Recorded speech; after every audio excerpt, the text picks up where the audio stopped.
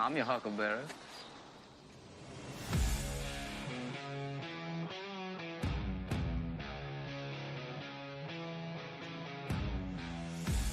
This is the Smoking Guns Podcast. No G with a Z, POD, Smoking Guns Podcast. We are a podcast that deals with football in San Antonio. That is football that includes the San Antonio Brahmas, the UFL, and the San Antonio Gunslingers of the Indoor Football League. Both winners this week. Yay! Guns up, horns forward, all of that thing. We're very excited. We won games. Yep. Are we very excited? Feels good. My name is Philip Higginbotham. I am joined as always with my good friends Leo Yamas. What's up, Smoking Guns Posse? And RC Woods. Hello, beautiful people. And we are excited. That's Yes, the right we are. word. We got 2 wins this week, but I got to be honest. A win is always better than a loss. True. I will take an ugly win over a loss any day of the week. But both of these were Ugly. not the way I wanted to win. They were wins. They were not the way I wanted to win on either of these games. We're going to talk about it. We're going to get all into it. And we are going to start with the Gunslingers. But first, I want to travel back in time to last week. Leo, your big issue last week, your number one thing that you wanted to bring up on the show last week was what? Illegal blitz on a running play. Yeah.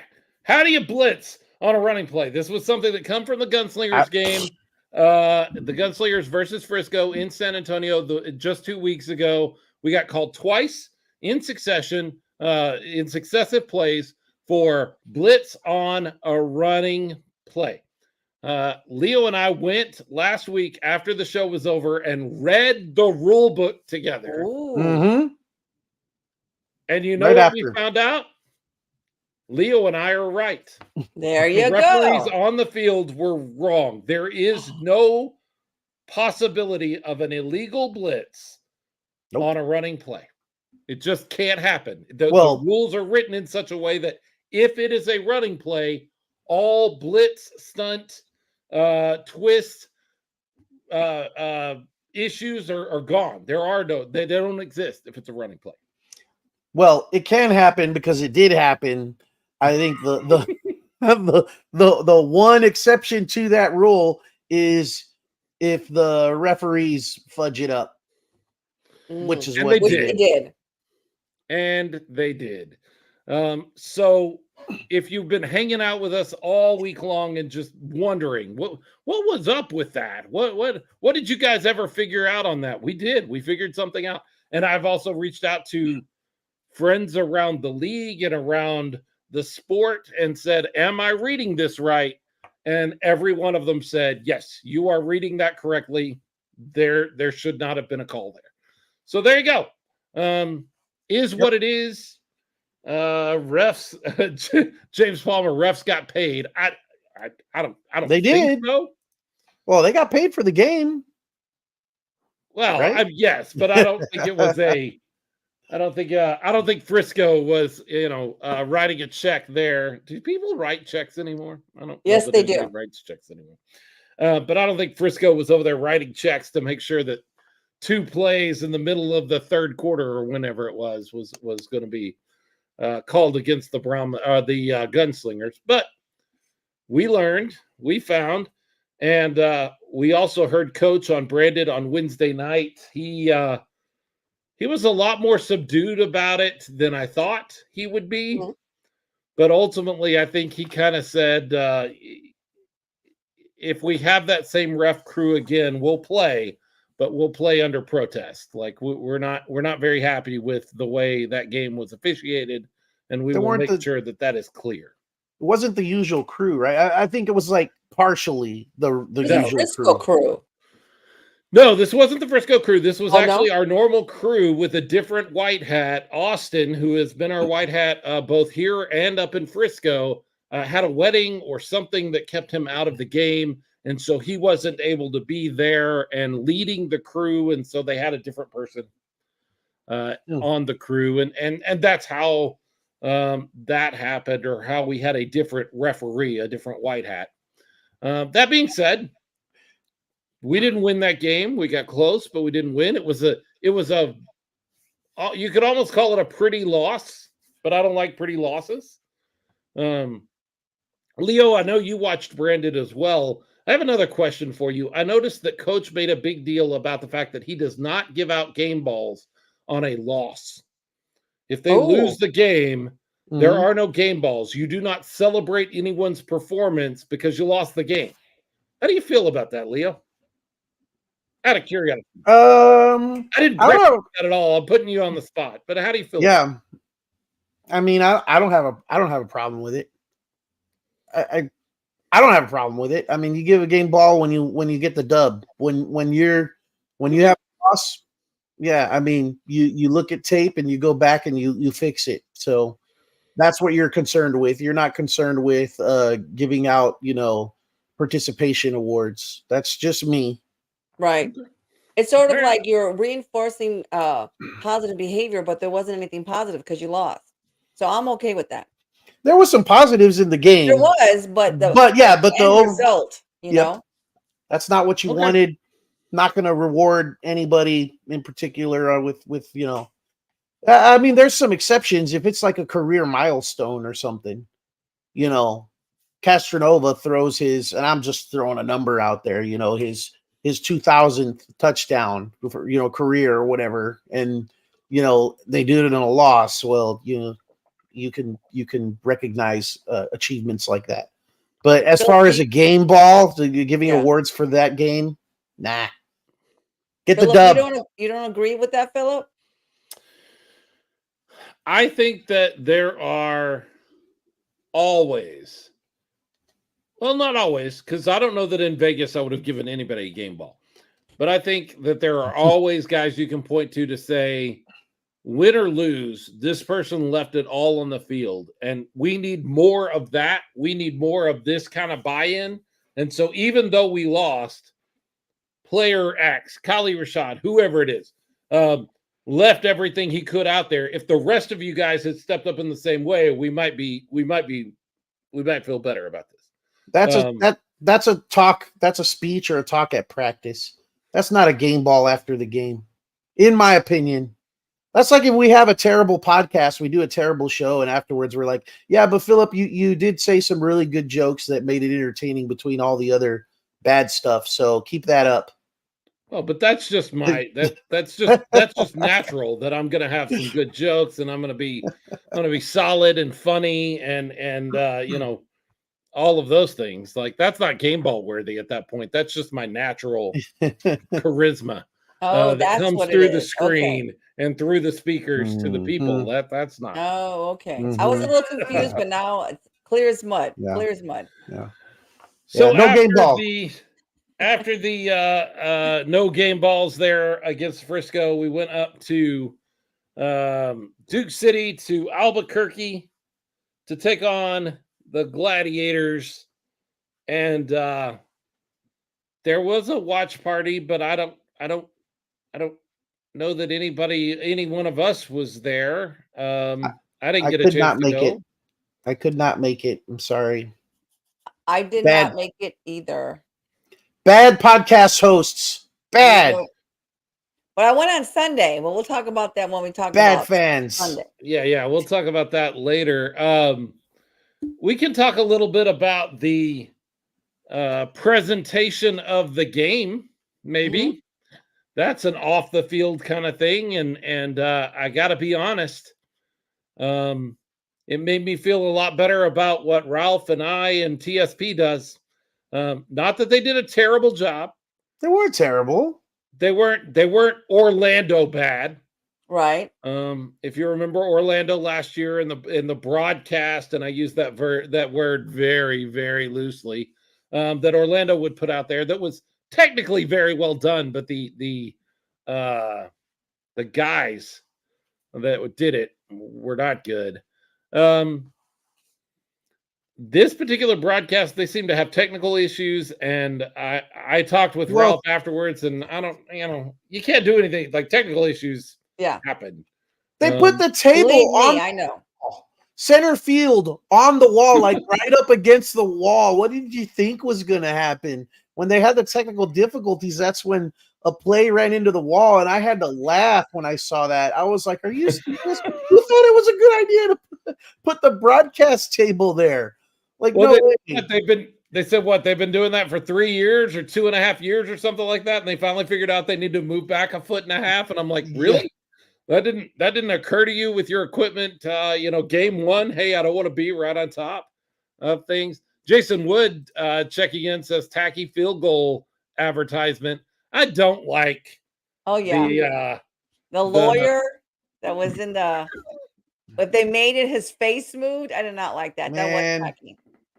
I was about to call up the Steubings and offer to put my face up in between the goalposts. I was going to see how much would this cost. Put my big old melon right up there. I think maybe the Smoking Guns logo, like That would be good. We have it down in the end zone there in the Freeman Coliseum, and that's great. But what would it cost to get like in the net? And then we could have smoke coming off of the when it moves. All terrible ideas. Jason Wood says, I hope we never need money so bad as to have to sell the space between the goalposts.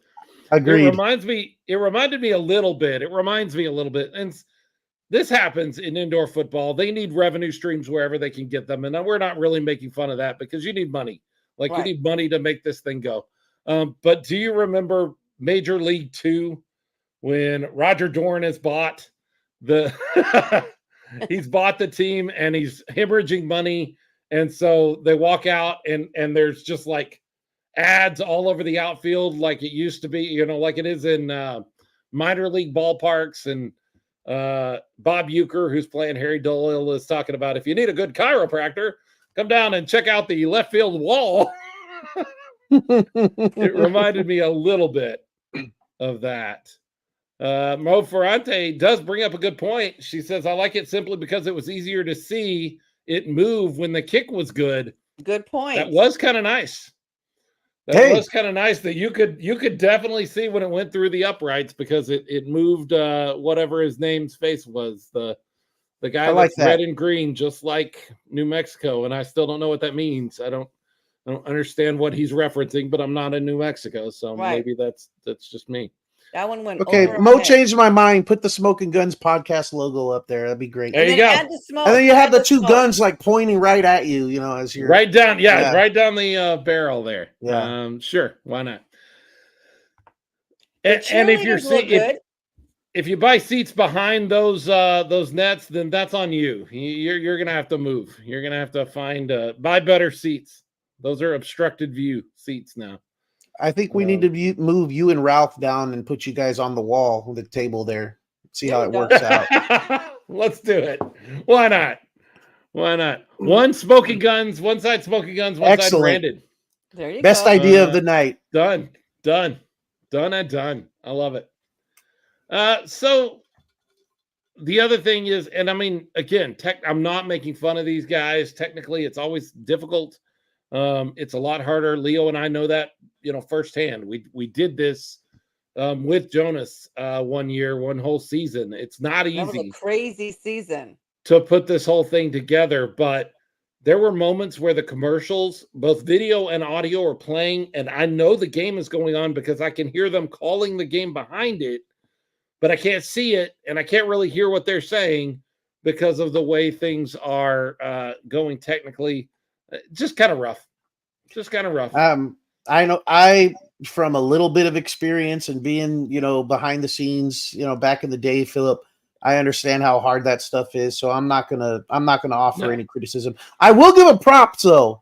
Those guys, at least the main broadcaster, had obviously done his research on the San Antonio Gunslingers, because he knew stats. He knew about the offense. He knew about the defense. He was familiar with the team, our strengths and our weaknesses. He was familiar with names. He didn't mispronounce Kali Rashad's name. He knew how to pronounce it. He knew about Kali, and then he learned a lot about Kali that night, as everyone did. I'm getting ahead of ourselves here, but I'll give him credit for that, because I didn't get that sense in some of the other away broadcasts that they had actually, looked at any of the previous, game footage or stats to kind of get in a sense of what the Gunslingers are made up of, what they have, So I'll give them props for that. I'd agree Jason with Wood you said too, Leo. commercials were super loud on our end versus the game sound. Yeah, that's always hard to figure out the mix on that. Hey, we got somebody special checking in, Stephen Canto.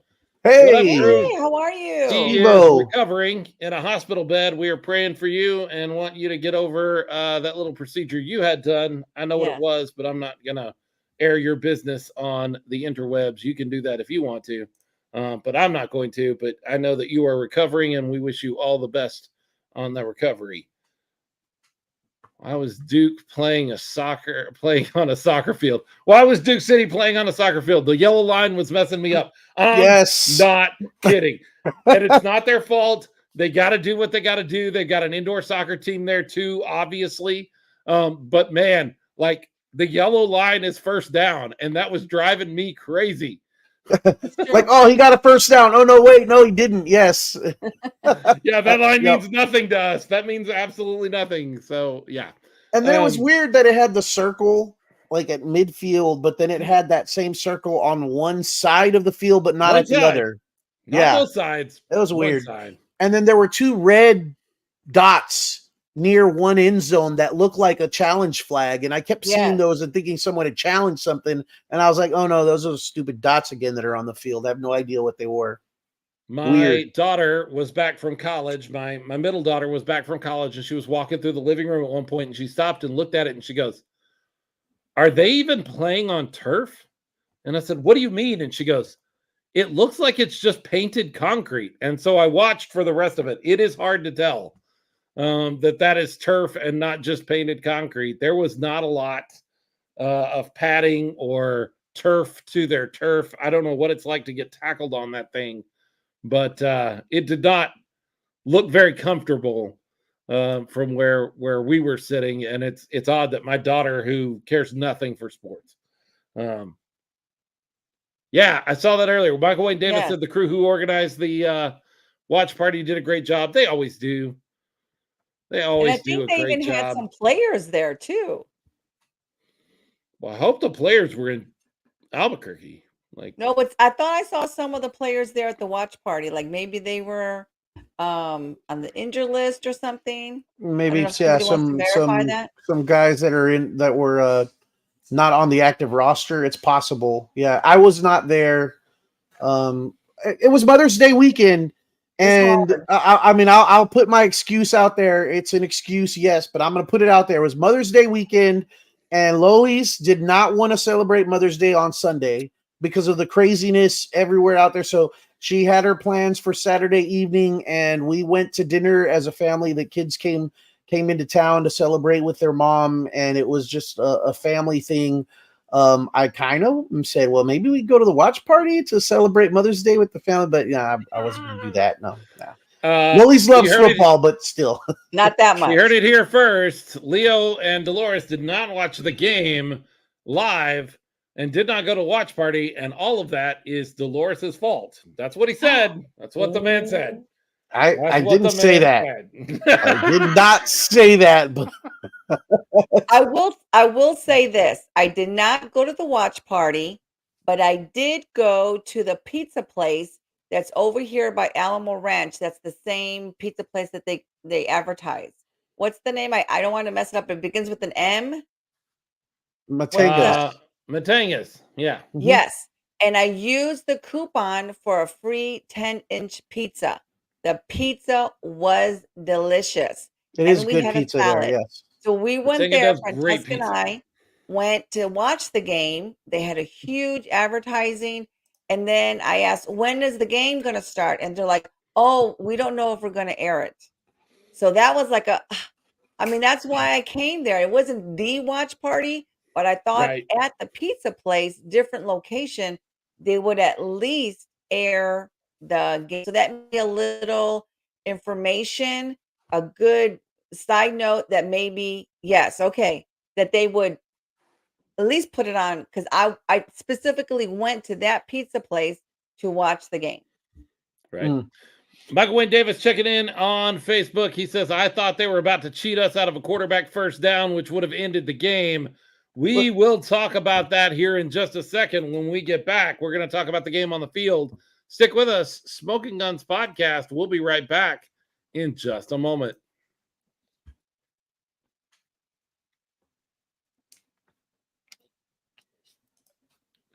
Smoking Guns Podcast. Philip Higginbotham, Leo Yamas, RC Woods. So let's talk about the game on the field, and let's start with the kind of 30,000 foot view of the game. I didn't love it. Duke City is not a good team. However, they have upgraded at quarterback, and we had no idea what to expect. And that is a wild card that it's hard to do anything with. And so, but Duke City is not a good team, and they took us all the way down to the final few plays of the game. That doesn't feel good. No. I'll just be really honest. That doesn't feel good. Nope. I don't like that. Look, to me, it was kind of more of what we've seen. The problems were penalties, although I'll give credit. I think some of the penalties it wasn't as bad this game around, but there still were some costly penalties in that game. But special teams play, we had I think it was 2 blocked extra point attempts. Again, something's happening there. Sure, but yeah. Something's happened there that they need to fix because that's happening too often. And then, gosh, the defense is a work in progress. We know Kali Rashad even said it in his interview after the game because they brought up the defense.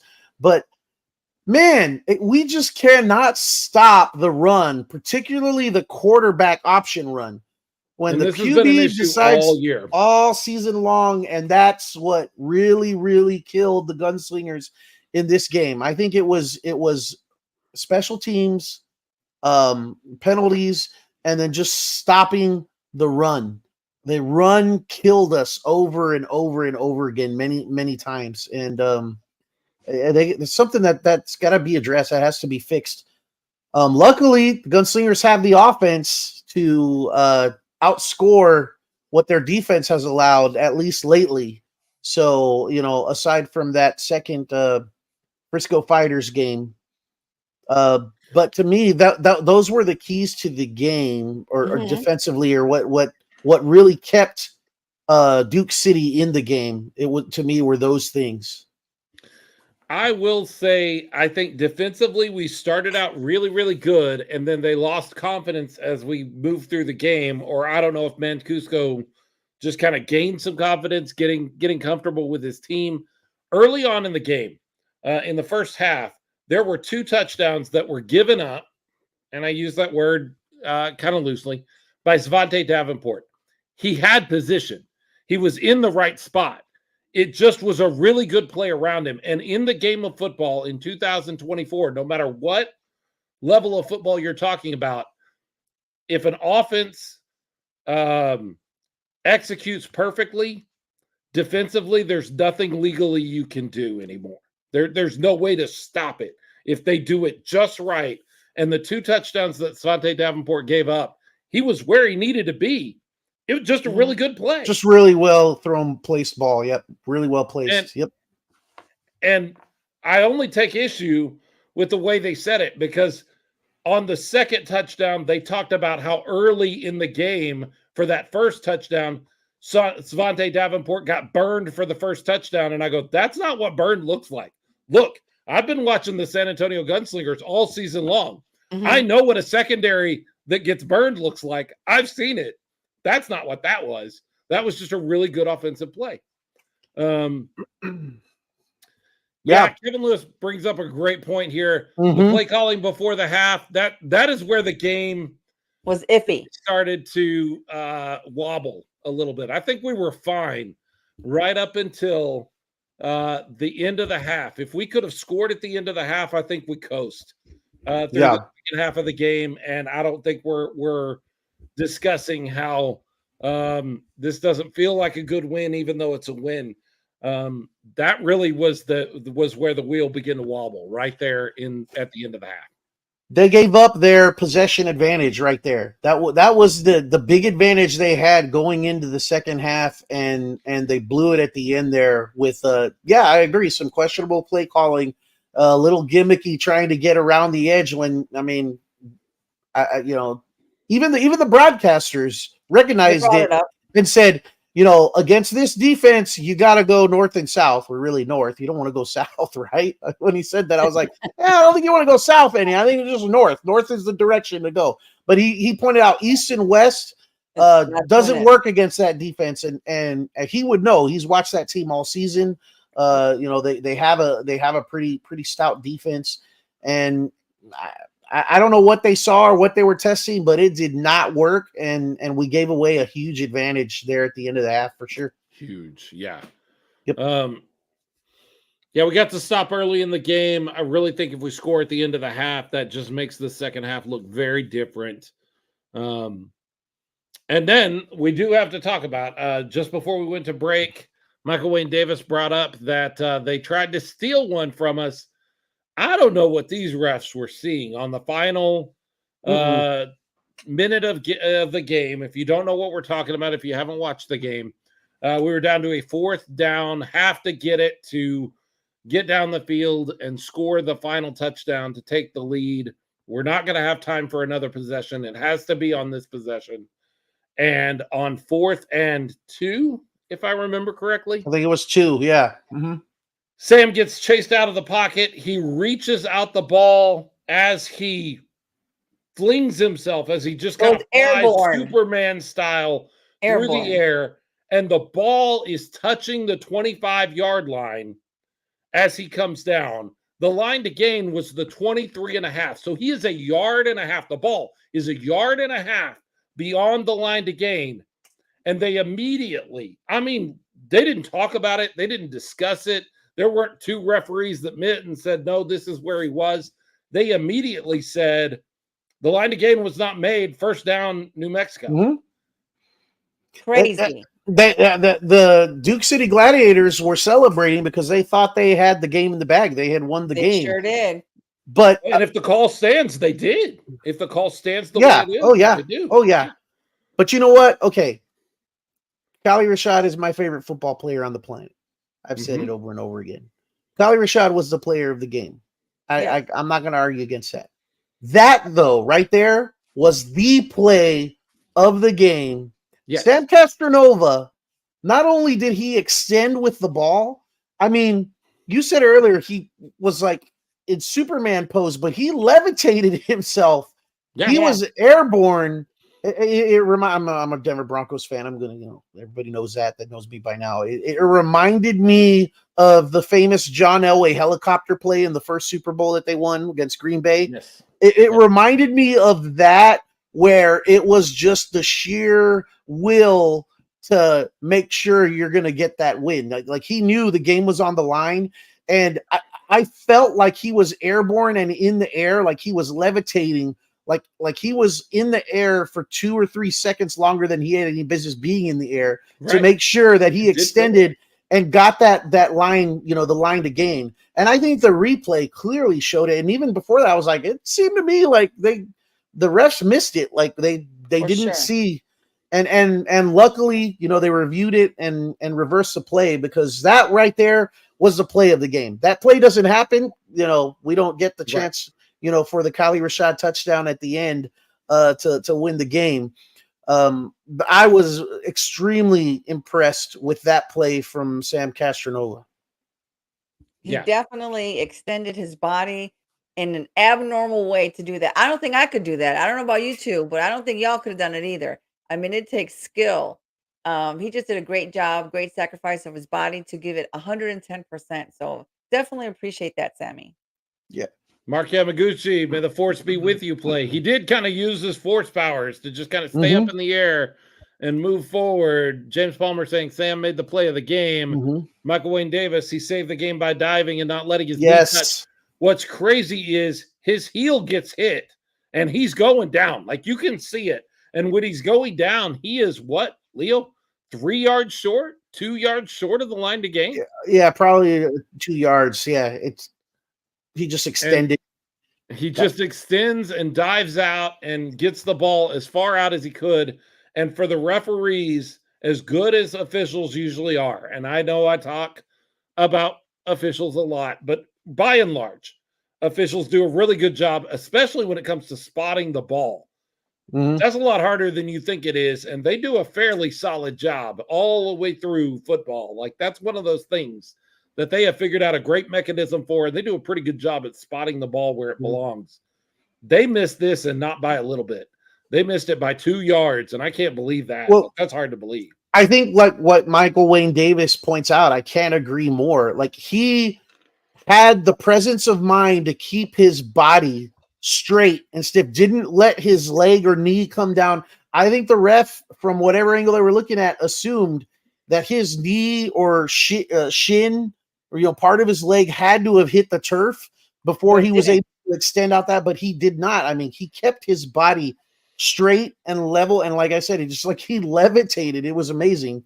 But 100% agree with Michael Wayne Davis on that. The presence of mind to not let any part of his leg hit the turf while he was trying to extend to get the line, the line to gain. Amazing play, and saved the game. Sure. Total control of his body. That's what it was. Total control of his body and his awareness that he could not let anything touch so he can get that extra yardage.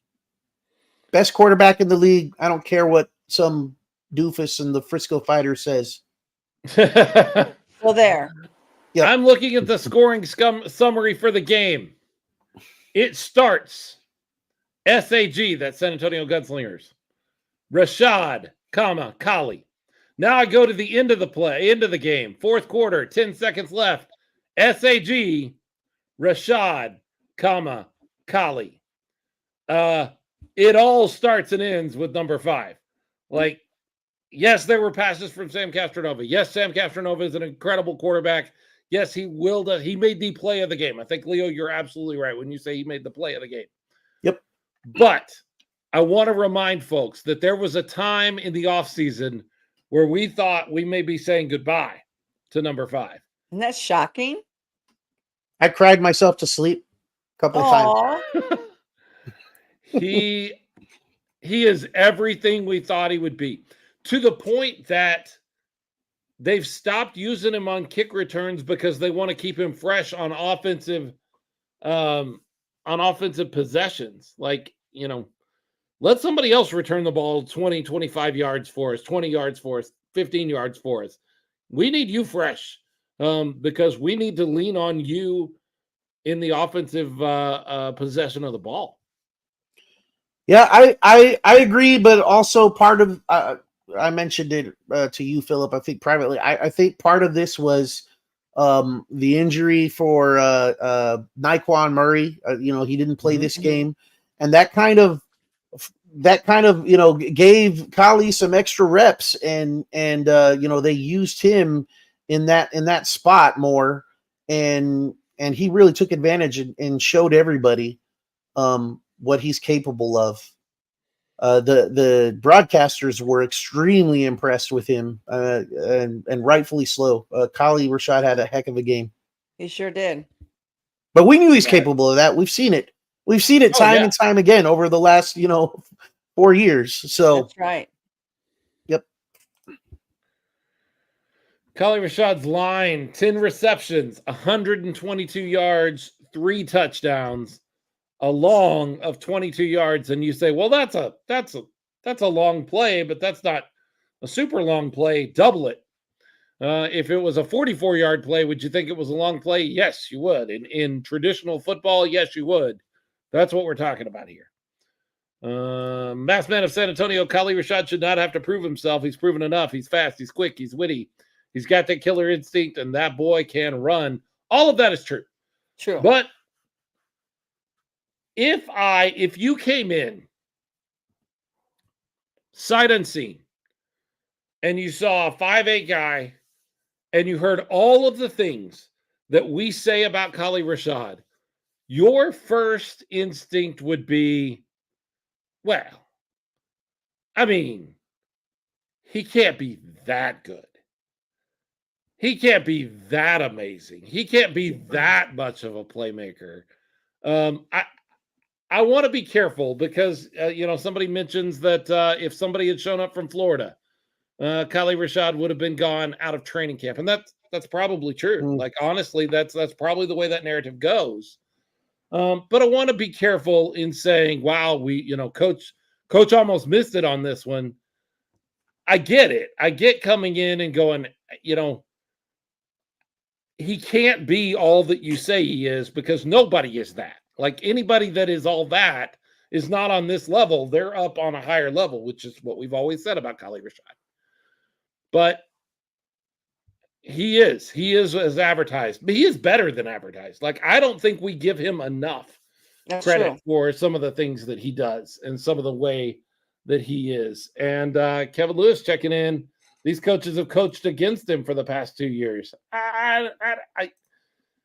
Whether they're coaching against him or he's not getting the opportunities that he feels like or his fans feel like he should have, he still is a playmaker, very obviously a playmaker, and it's becoming undeniable. Like there is nobody around the league that should be surprised that number 5 beats them for a touchdown anymore. And I think that's one of the great connections with having the Gunslingers here in San Antonio. The players are from San Antonio. So you do have the connection. We do know his father. We do know his family. We do know his son. And I think a lot of different teams, they miss that. And I'm so glad that we are part of that because it's not just a player, it's not just the team, it's like family. And that's why if you haven't gone to a Gunslingers game, I don't know what you're missing so much. The connection is there. Right. I- Jordan I- never gives up, period. And that's the point I want to make, and I want to say something on that. I have always been a big fan of Kali Rashad, since he wowed us in that, the barn doing somersaults into the end zone and amazing plays. I mean, we saw it over and over again.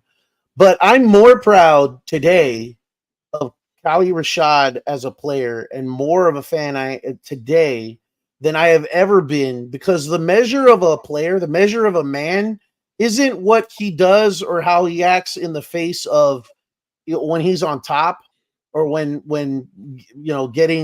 things are easy, but it's what he does in the face of adversity or when things can be stacked up against him. And yeah, we saw earlier from Mass Man of San Antonio his comment, Kali Rashad's done enough to not, he shouldn't have to prove himself. But for whatever circumstance, whatever reason, he had to do that a little bit this season. And you know what? He's doing it. And he's doing it on a weekly basis. And he hasn't done anything to make his fans question or wonder, has he lost a step? Is he getting older or any of that? If anything, this city, this fan base, everyone around this organization is just realizing it more and more and embracing the perennial gunslinger. I mean, he is the gunslinger OG. And, when his career is over, whenever that may happen, and this organization hopefully is here for the long haul, as we talked about, and is moving on. Kali Rashad, number 5, that's going to be a guy that's going to always be remembered as the gunslinger. Maybe his number might even be, they might do something special with that. I don't know, but I'm just saying, I'm as proud as ever right now to be a Kali Rashad fan. And this game was really nice and special to see him rise up to the challenge here.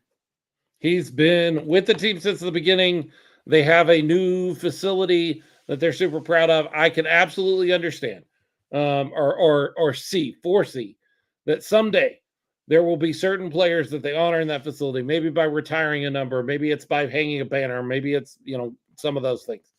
The first one, if they decide to go that route, a ring of honor, whatever you want to call it, however you want to honor the players, the first one that needs to ever go in that is Kali Rashad.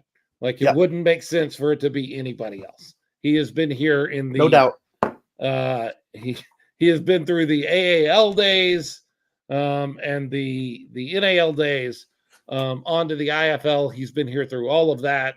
He's seen 4 different coaches, 3 that count, but 4 different coaches. He's been through all of that. RC? Yeah, I wanted to talk about that one play where our quarterback pulled the dreadlocks of that player, and if he had not done that, that guy would have scored. I know the facility was super upset, but that is totally legal. Yeah, it's a legal play. If you're going to carry that stuff on your head, I can bring you down by it. It's the same as having your jersey or a loose jersey or any of that kind of stuff. Like, it's a risk you take. Yep. Yeah.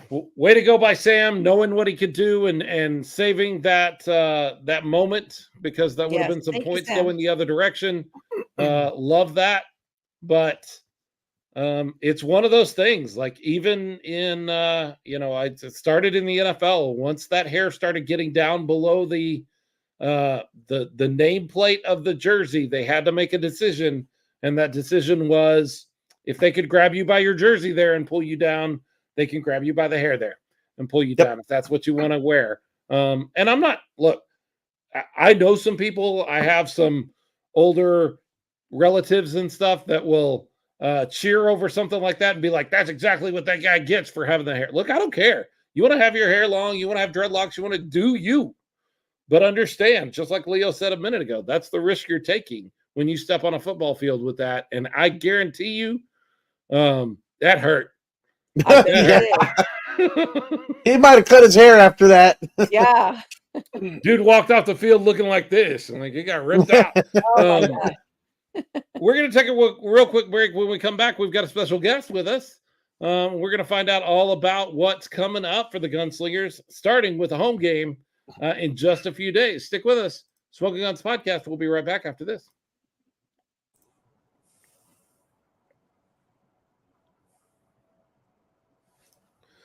Smoking Guns Podcast, Philip Higginbotham, Leo Yamas, RC Woods, and we're joined by the great, the wonderful Weston Cone. Weston, what do you do for the Gunslingers? Everything. No, let me ask, what do you not do for the Gunslingers? Oh man, that's the better way to ask that question. It's funny though. I started out helping with the team during the 22 season. I was just volunteering to help out in the merch booth. And then for the 2023 season, they said, hey, you take the merch booth and run with it. Do what you want to do. And then here we are for the 24 season. And I'm selling season tickets, game day tickets, group packages, doing a little bit of corporate partnerships, pretty much anything and everything that needs to be done. They just ask me, and I'm not going to say no. I just I'm a yes guy around here. You're like a Colin Rashad on the other end. The do-it-all guy, yeah. Yep. They're like, we got Wes on it. Yeah, we got Wes on it. So how nerve-wracking is the week coming up to a game? Because you've got season tickets, you've got single game tickets that you're passing through your hands and on to people. You're doing group sales. And on top of that, you got merchandise, and you're kind of the guru of all the merchandise. So that means you got to get it out to the game. You got to make sure it all gets in. You got to make sure it's all in some sort of order for that crew. As we lead into a week like this, that you're coming into a home game, do you sleep? Do you have time? So my number one goal really is that fan experience never suffers. So if that means I don't sleep, then I don't sleep. But it's honestly, it's all hands on deck. I can honestly say I'm sure I sleep more than the Stubing household. Right. Getting ready for our first game. I remember going up to I was trying to use the marketing printer that we use to print like if we want to print like really nice graphics or something, we have a nice printer that we use for that. And it's over by Jordan's office where he does all his graphics. And it was like 12:30, 1 o'clock in the morning. and there's Jordan working away. Yeah. So yeah, we don't sleep when it comes to game day because we want our fans to have the best experience, and we try to give them a good show. We want them to buy into it just as much as we all do. How many folks do you have back behind that merch table on a game day? I mean, I look back there. I haven't counted before, but I wouldn't be surprised if you told me there were 20 people back there. I mean, it feels like there's a ton of people back there. Yeah, we keep that thing pretty staffed. It's funny. It started out as mostly just my youth ministry group because my wife and I we do youth ministry with our church, and we were shorthanded one week, so I invited them, and they were like, "Well, we want to do it." So they tell their friends, and they tell their friends. So I've got some of their parents, I've got my family members. They're all volunteers. None of them get paid. They just enjoy doing it. Of course, they get some tickets whenever there's not as much going on. We get some tickets, so we'll let them go and watch some of the games. They kind of alternate, but on a busy night, we've got like 12 to 15 people back there.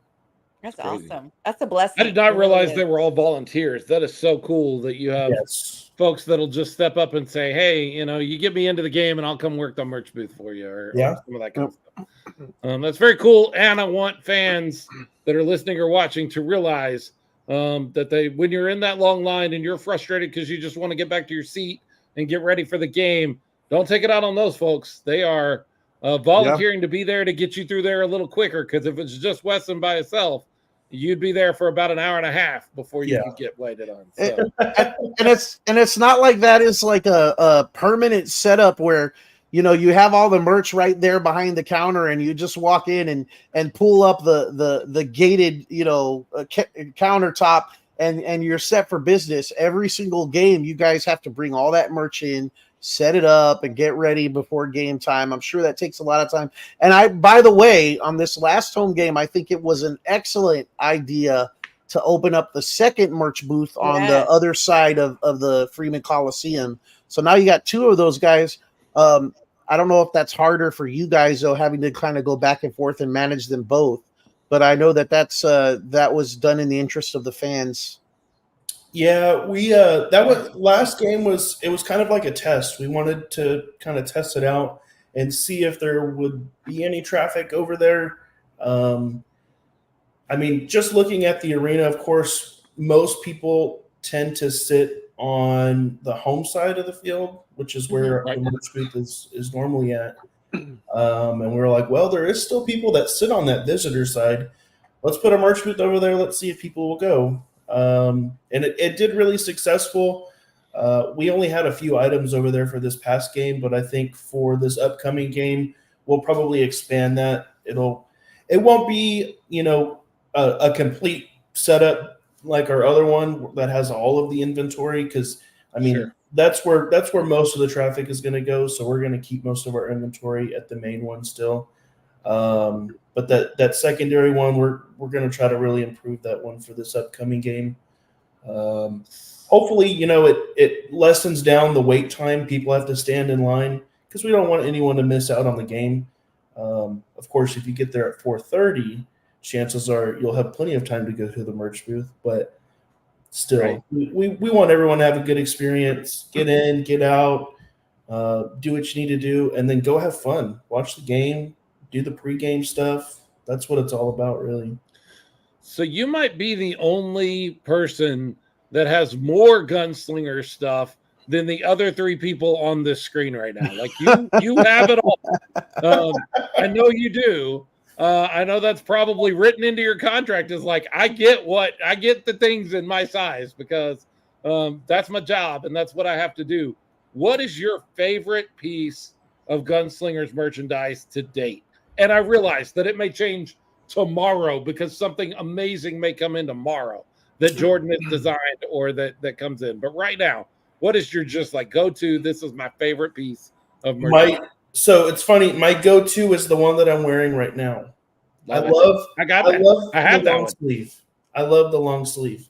Now, of course, On Saturday at the watch party, I was wearing my Kali Rashad jersey, so I picked a great day to wear that jersey. Yeah. You did. Right. That one's a close second. That's a close second for me.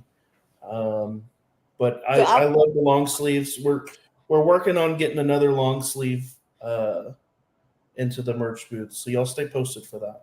Nice. Mhm. To piggyback off of Philip, now you said that was your favorite, but what's the fans' favorite? What have you sold? What item have you sold the most? This season, probably the most popular is the new pink jersey.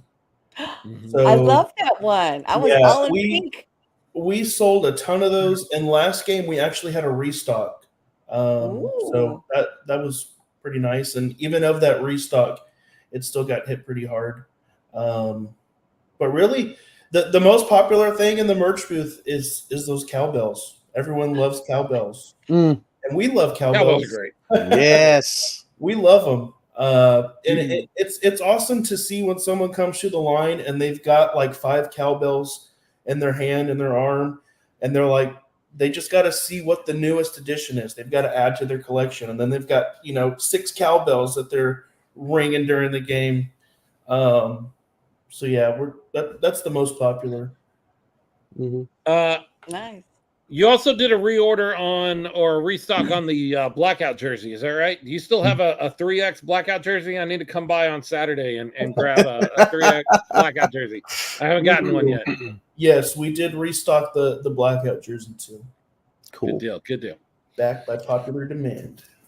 Nice. Well, so go ahead, Leo. I was just going to take this opportunity to make a couple suggestions, maybe not for this season, but later on down the line, or maybe know something, Weston, because I hear it a lot. One is flags. I've heard that many times before. And then the other thing, this is me, mini helmets. I would love to have a mini helmet. Something to consider and look into. Okay. I don't want to give too much away, but flags have definitely been brought up more than once to me. Yeah. I know that Jordan has come on this show before and said if we could find a supplier, we would have flags, but it has been a little bit of a struggle to find a solid supplier for that. That's what we're working with. I know we've got a few potential manufacturers. We're working on it. But mini helmets, I haven't had that question yet. Ooh. Yeah. Interesting. There you go. I mean, There you go. I know that there's a market for it because a lot of other teams have them, but no one's asked me for it so far. So Jordan Stubing checking. We're making progress on flags. So moving forward, Michael Wayne Davis says pennants. I love the good, solid, felt pennant. It would look great right in this blank spot that you see right here in my office. Pennant. I'm not saying that you should make them. I'm just saying if you made one, it would look really great right here. What do you? So that's the merchandise side of things, and everybody loves to talk about the merch. Let's talk a little bit about ticket sales. Yeah. How has that been? I mean, you guys rolled out something brand new this season with the subscription sort of style service. I know that your numbers jumped pretty significantly on season tickets, both with the move to the IFL with Tomados coming in, and then, of course, with this subscription sort of thing. What does that look like on your side? What does that mean if somebody calls up and says, I want season tickets? How do you process them through that and walk them through that process? So I like to tell people it works basically the same as like signing up for Netflix. It's as simple as just like picking out the plan that you want, provide your card or banking information, and then every month we'll charge you for it every month. And it auto renews at the end of the year, so you'll keep the same great seats. You'll just be continuing to pay that every month. What's nice about it though is it breaks up the initial cost of going to the games. We have 8 home games, and you could pay for all 8 of those in the span of 4 months, or you can spread it out over 12 months and there's no interest. So really, it was just, we wanted to make it as affordable as possible to get more people to come to our games. Making it easier and, I don't know, just affordable for people. But it creates a little bit of extra work on our end, but it's totally worth it. I mean, the outcome was great. We have about 3 times as many season ticket holders this season compared to last season. That's great. It would be really great if at the end of the season we can do 3 times as many as this season as for just keep it rolling, you know. So, Force a move over to the Frost Bank Center, you know. Yes. Let's go toe to toe with the Spurs and see who wins. Yeah. The vision for, you know, our whole organization this year has just been to elevate. So we want to elevate not just the fan experience, we want to elevate, you know, the number of you know, butts and seats. That's really what it comes down to. Yes. We need butts and seats. Absolutely. Absolutely. So however we can work things to make it affordable and accessible for more people to come and join us, that's what we're going to do. So let's talk a little bit about that. What's going on this week? We've got a game here on Saturday night. I know it's Military Appreciation. You guys always do a fabulous job on all of that. What else do we need to know about for this game? What if people are on the fence and they're like, I don't know, do I want to just watch Philip and Ralph? Philip and Ralph are so great on the broadcast. Do I want to just sit at home and watch Philip and Ralph, or do I want to come down to the game? I would really miss Philip and Ralph. But how do you know? What would you say to them to convince them that this is a lot better than Philip and Ralph? Yeah, I mean, I'm a little bit biased for Ralph because I see him every Wednesday, so I like hanging out with Ralph. And we're both talkers, so me and him can get carried away and have a conversation for an hour and a half after the coaching show is already over. But this game in particular, I think is more special than most games. I mean, all of our games are awesome. But this game, not only is the game going to be awesome, but the meaning for, you know, the whole theme of the night is going to be awesome. I personally, I've never served in the military. I think the people who have served in the military that afford me the rights that I have, I think deserve recognition and thanks for their service. And we really go out of our way to try to make it a special night for those guys.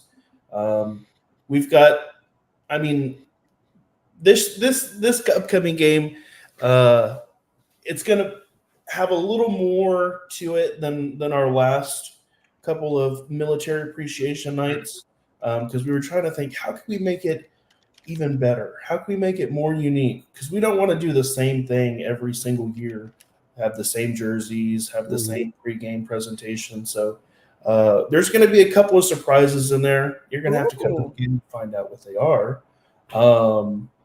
But it's just an awesome time. And, you know, the ownership of our team, it's honestly, it's giving thanks to the military throughout the year. I mean, we're constantly doing things for our military. It's not just for, you know, pictures. It's not for the publicity. You know, we've got plenty of publicity.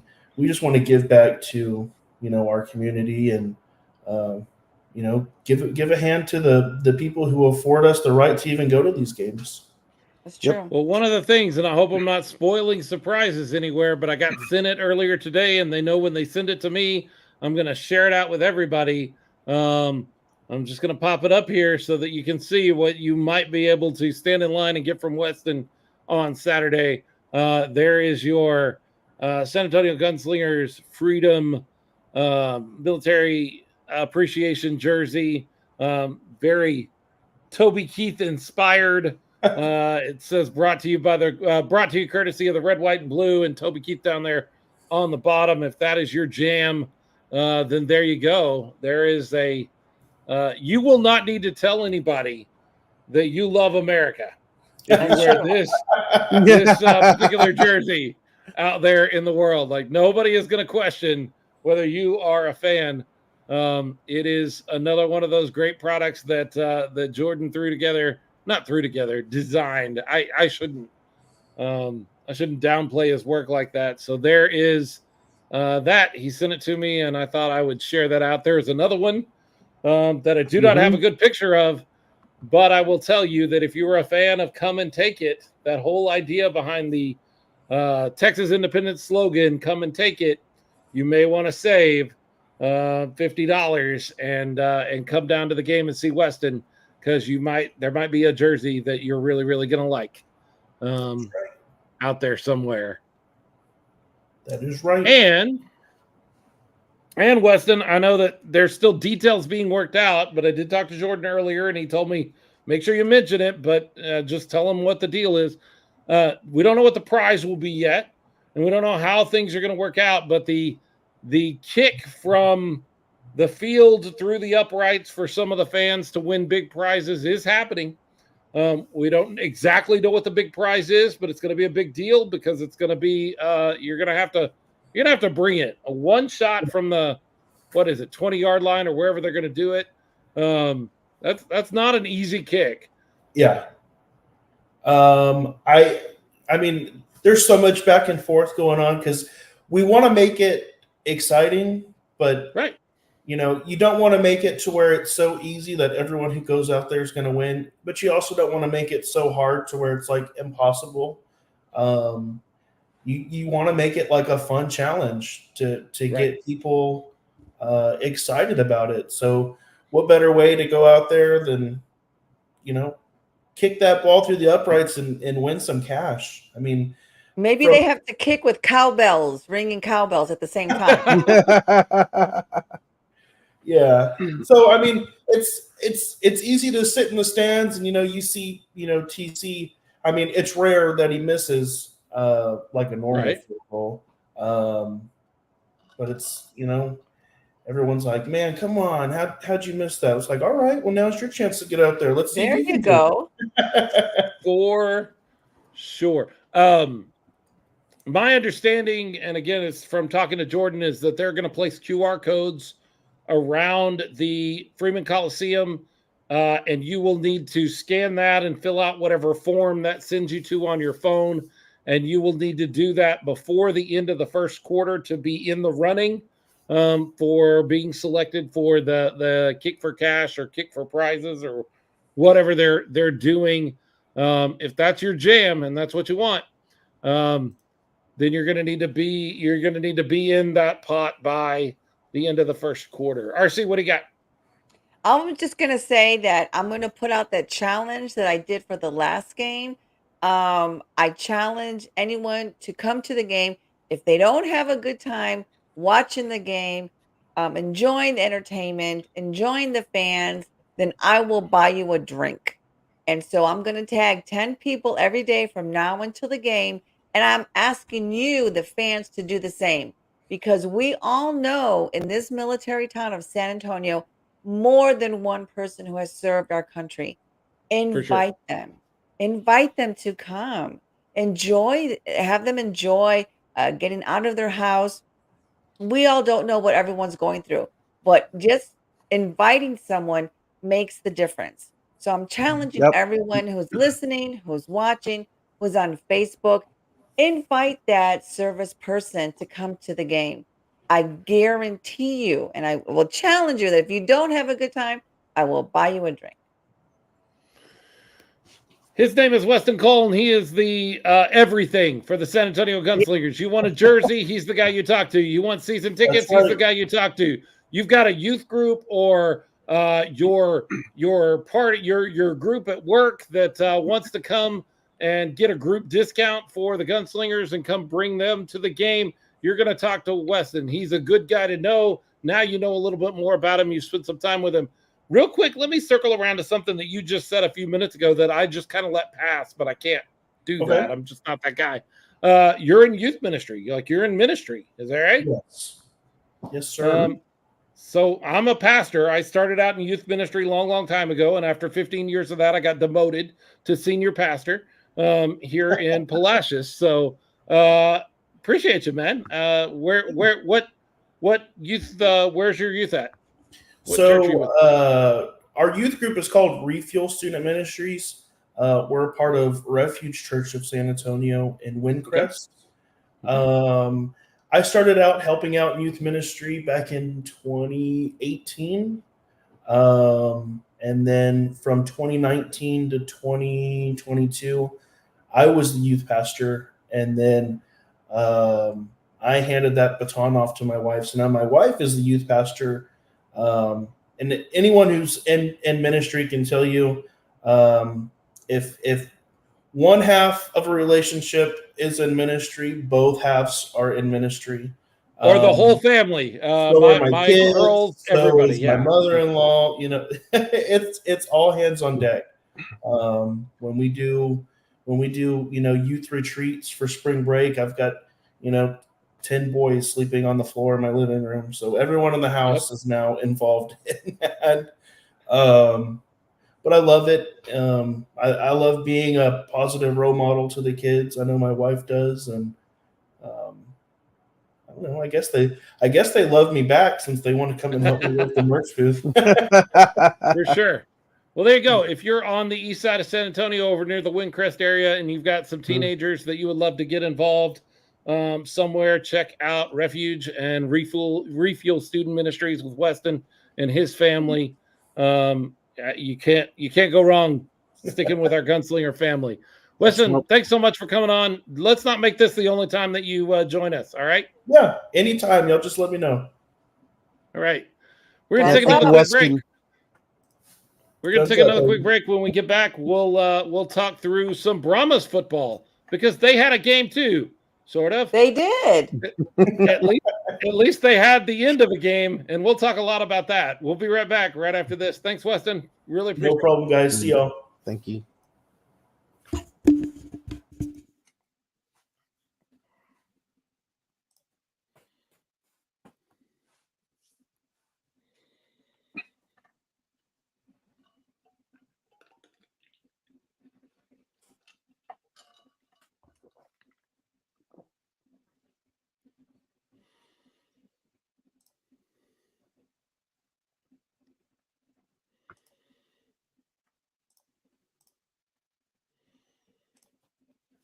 Smoking Guns Podcast. Philip Higginbotham, Leo Yamas. RC Woods is there, but she is making some changes. She is set designing over there, so I want to save the surprise. She'll be back with us in just a moment. The Gunslingers game on Saturday was a thing, and I walked out of it feeling like, well, we got the win, and I'd rather win than lose, but I don't really know that I feel great about that win. Well, then I learned what that really feels like on Sunday. Man, the Brahmas, there's RC. The Brahmas play in Houston, which I didn't make it up to the game. It's close to me, but my daughter's first Mother's Day and my wife's Mother's Day, just a bigger deal. So we did that instead, and I got home and watched the game, watched it live, didn't even record it, watched it live. Yikes, for 3.5 quarters, not even 3 quarters, for 3.5 quarters, yikes. And then Glee. Not good. And then Kevin Hogan, number 19, walks on the field with the glorious a mustache that Andy Reid would be jealous of. Walks on the field, and I'm not kidding. Leo and RC, you tell me if I'm wrong. There were some folks at the game that have told me that I'm right, so I don't know. But you tell me if I'm wrong. The entire mood of the guys in yellow changed. Everybody played differently as they made the change from Quentin Dormady. And I don't want to bash him, but I will say, okay, we'll let you do that. Quentin Dormady steps out. He was upset. I thought it was very funny on the broadcast that they were like, the sideline guy said, "Hey, Quentin Dormady's down here and he's upset that he got pulled." And they go, "What is he saying to you?" And you could almost hear the sideline guy going, I'm not going over and talking to that dude that just went 1 for 11 through a terrible interception and got benched. I'm not that guy. I'm not going to go talk to that guy. He's going to tackle me. He's going to hurt me. I'm not going over there to talk to that dude. Quentin had a rough day. It is not his first rough day that he's had. And so they go to Kevin Hogan. And I got to tell you, I am a huge Kevin Hogan fan already. What he did for this team and the change that we saw is exactly what needed to happen in that moment. Leo, it may have saved the season. I think so. I don't think that's a stretch of a statement, because through 3 quarters, I felt like we're about to lose to the worst team in the UFL right now, because I think Houston is worse than Arlington. Arlington actually had a pretty good day this past weekend. But, I think Houston is the worst team in the UFL right now. And they were outplaying our Brahmas. I know. Through 3 quarters, I was like, we're even worse. We talked about last week about bad football and losing a game to a bad football team. And this was the game to get some confidence back and make some adjustments and turn some things around, because it's Houston, right? So we had some hope. And then you go in there and you're losing late in the game, and you're just like, we're worse than I thought we were. But you're right. Yeah. Kevin Hogan comes in and everything changed. Everything changes. You not just on the field. I think the fan base, I was like, finally, they benched the guy. I said, I'll bash him. I'll bash him a little bit. I'm tired. I was so sick and tired of the poorly thrown balls, the bad decision making, the arguing with the sideline that we saw from him from time to time. It was just like watching the team implode before us, and the quarterback is the leader out there on offense. And the problem has not been the defense. The problem has been the offense.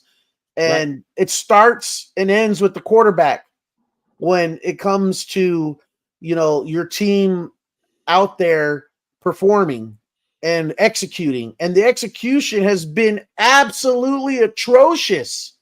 We could,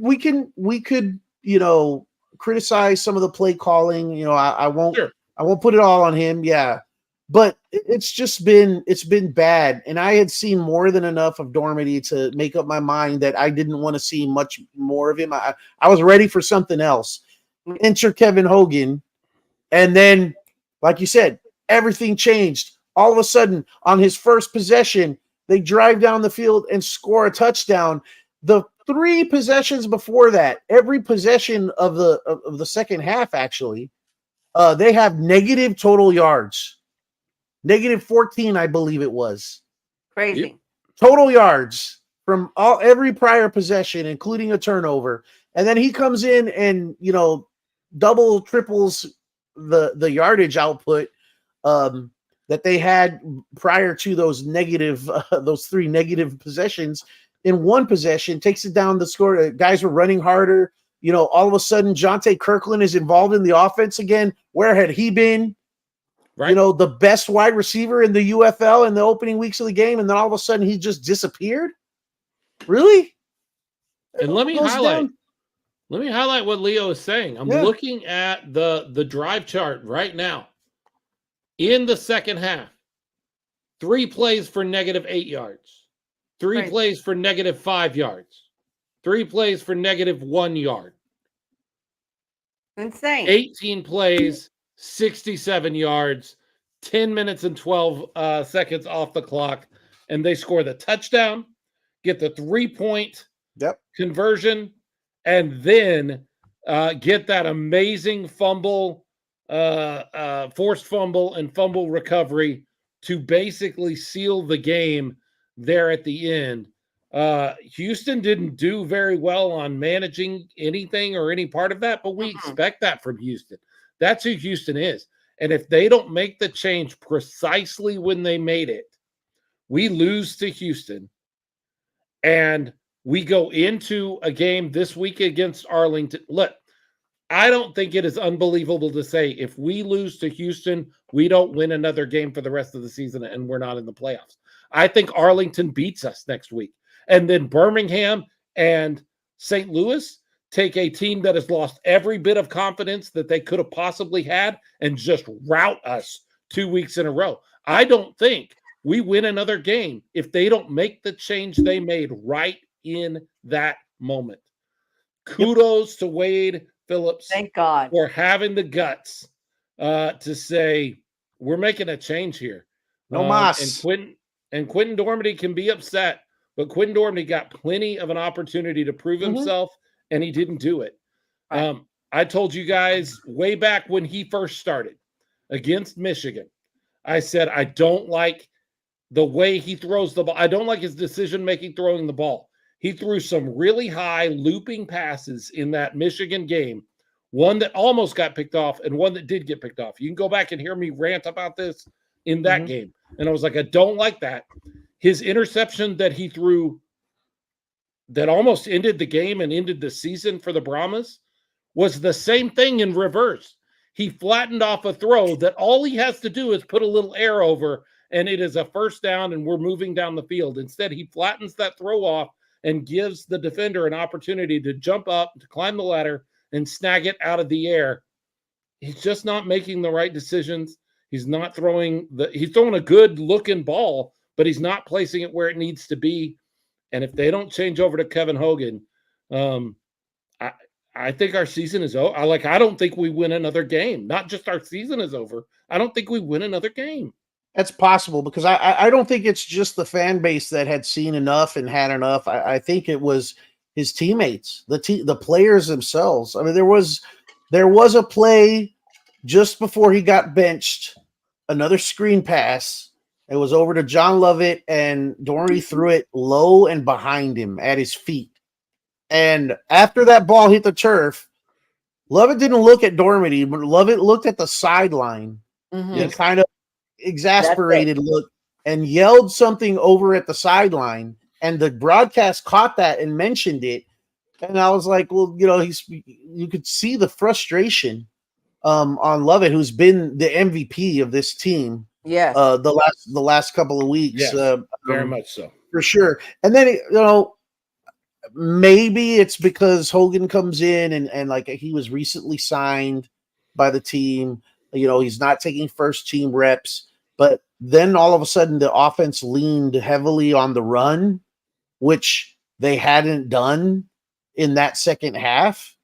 If you go back and look at those possessions, most of them are passes. There was a couple of runs here and there. Houston was defending the run pretty good to that point, to be fair. But like you said, all of a sudden guys were running harder. Lovett was running harder. What's his name? Morgan Ellison was running harder, and you could just see a breath of life in that offense. It was almost as like they were happy to have that change under center. It's amazing. You take one guy off the field and how much could change. The play calling, like I said, I think definitely changed. They leaned on the run game those last couple of possessions, but when Hogan had to throw it, he threw it, and he threw it well. Like I said, Jonte Kirkland all of a sudden was involved in the offense. He had a nice catch, a good play there on the touchdown drive. 3-point was a really nice pass to the tight end, Cody Latimer. It was just like things were clicking. We weren't seeing that kind of production from the offense, execution from the offense, since not under Dormady. Yeah, it's been several weeks. So yes, I agree with you, Philip. This is a kind of win you come away with, and you're like, yeah, I don't like losing ugly like that, but you can take hope away from it because the team made that change late in the game, and hopefully they saw enough in those two possessions. They saw enough change to realize Dormady's not the answer, and there's no point in going back to him unless they absolutely have to. I have that hope because if they do, I don't expect them to be successful. Like you Sorry. said, Hogan brought hope. That was the key thing. You saw confidence as soon as he came in. He did. He changed the whole feel of the players, of everything. There was hope now. I think with Normandy, we just not there. I do need UFL and, for that matter, IFL broadcasters to pay attention. All of you, look right here. Pay attention to me. Stop telling me a guy started for the Cleveland Browns. Everybody started for the Cleveland Browns.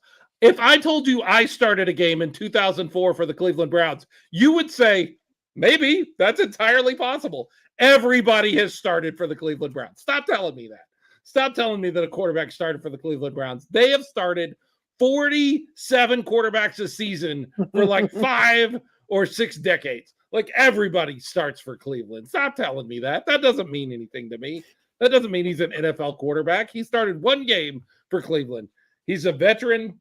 He's got the amazing mustache, and I got to be honest with you, he is got to be. I don't know how I would even measure this, but I believe if you took everybody in the UFL and put them into NASCAR cars, he would win the race. I believe that he is probably the best NASCAR driver in the entire. Like, he just looks. He has that look to me. Like, I look at the guy and I go, this guy could drive a car 2,000 miles an hour. He could drive a Ford Mustang 200 miles an hour. I believe it. Santoso has been getting recognized for his mustache, but that pales in comparison to Hogan. Nothing compared to Kevin Hogan's mustache. So I'm not the best when it comes to numbers, but is it true? Is it accurate if I say the Brahmas are the first team to do the 3-point conversion?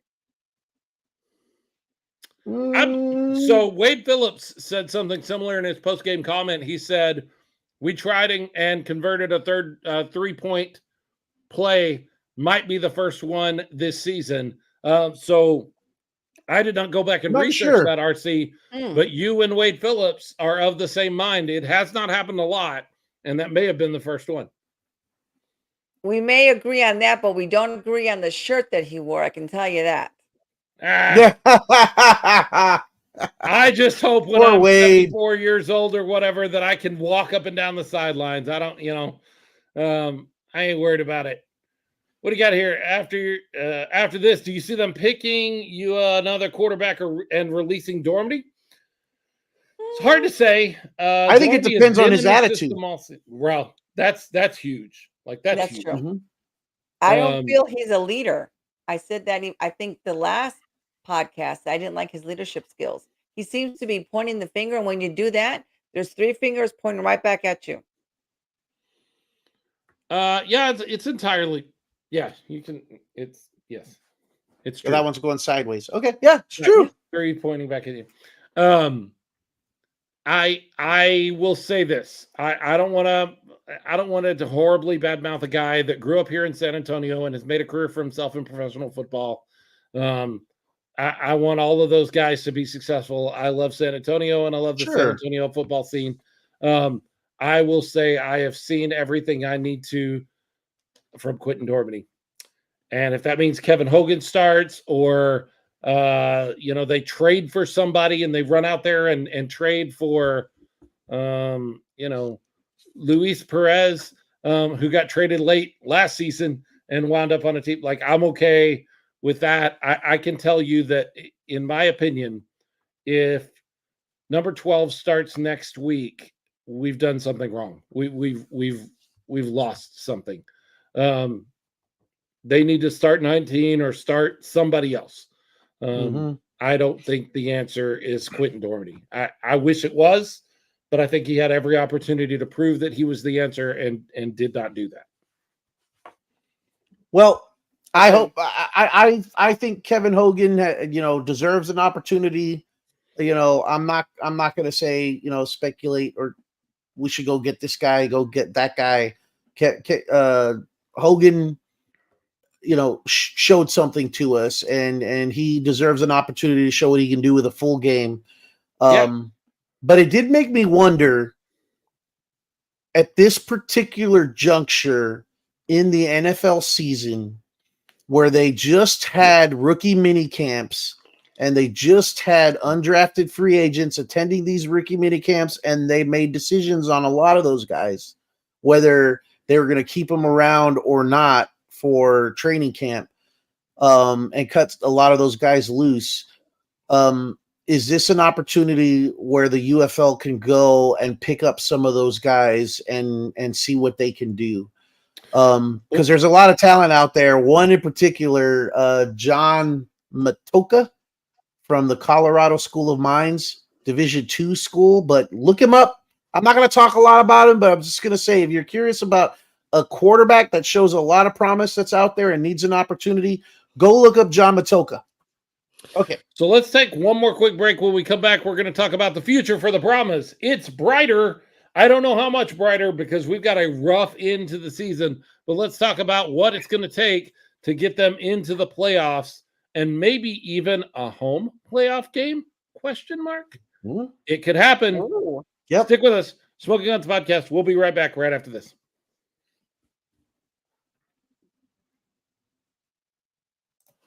Smoking Guns Podcast. Leo Yamas, Philip Higginbotham, RC Woods, hanging out with you and talking about Brahmas football. Okay, so we win the game. Last minute sort of thing. Kevin Hogan comes in and gives us the spark that we need. I'm like you, Leo. I believe the guy has earned the opportunity. Yep. That's what he did with the second. He practiced with the second team all week. He stepped in for one drive. It was the drive that scored more points than you scored any of the rest of the game, and maybe in a full 4 quarters since. I mean, I don't know how long it's been since they scored a touchdown, but it's been a while. Been a minute. And he led you to that. Let's give this guy first team reps and see what he does after he spends some time with Cody Latimer and John Trey Kirkland and John Lovett. Like, maybe he'll be even better. Maybe he won't. I don't know. But I'm willing to take that chance at this point. I'm willing to give it a try. The Brahmas absolutely have to win.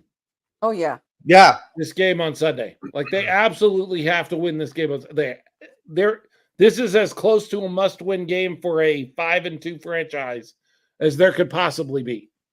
There's 3 games left, Philip. They got to win 2 of those 3. Yes. They have to. They do. But this has to be one of them. Like, you're right. Yeah. They need to win 2, but this has to be one of them, because I got to be honest with you. I want to. Anything's possible. So I'm not downplaying the possibility of this. But if you lose to Arlington, the idea that you're going to beat Birmingham and then go to St. Louis and beat St. Louis is a big, big ask.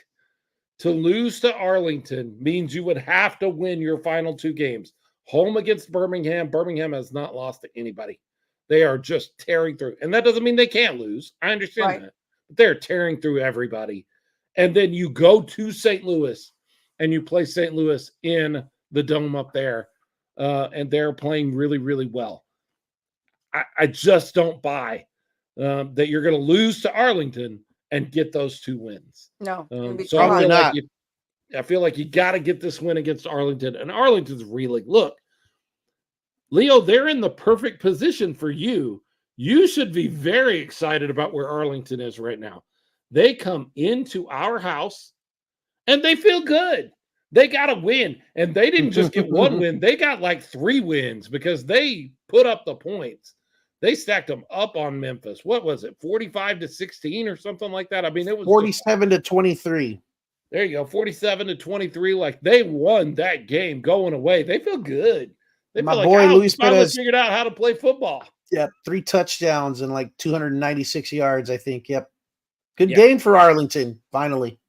We like Luis Perez. They just spent the whole time on that game, huh? They spent the whole season. That was all of their offensive production. Like the whole. That was it. That's it. That's it. Yep, I agree.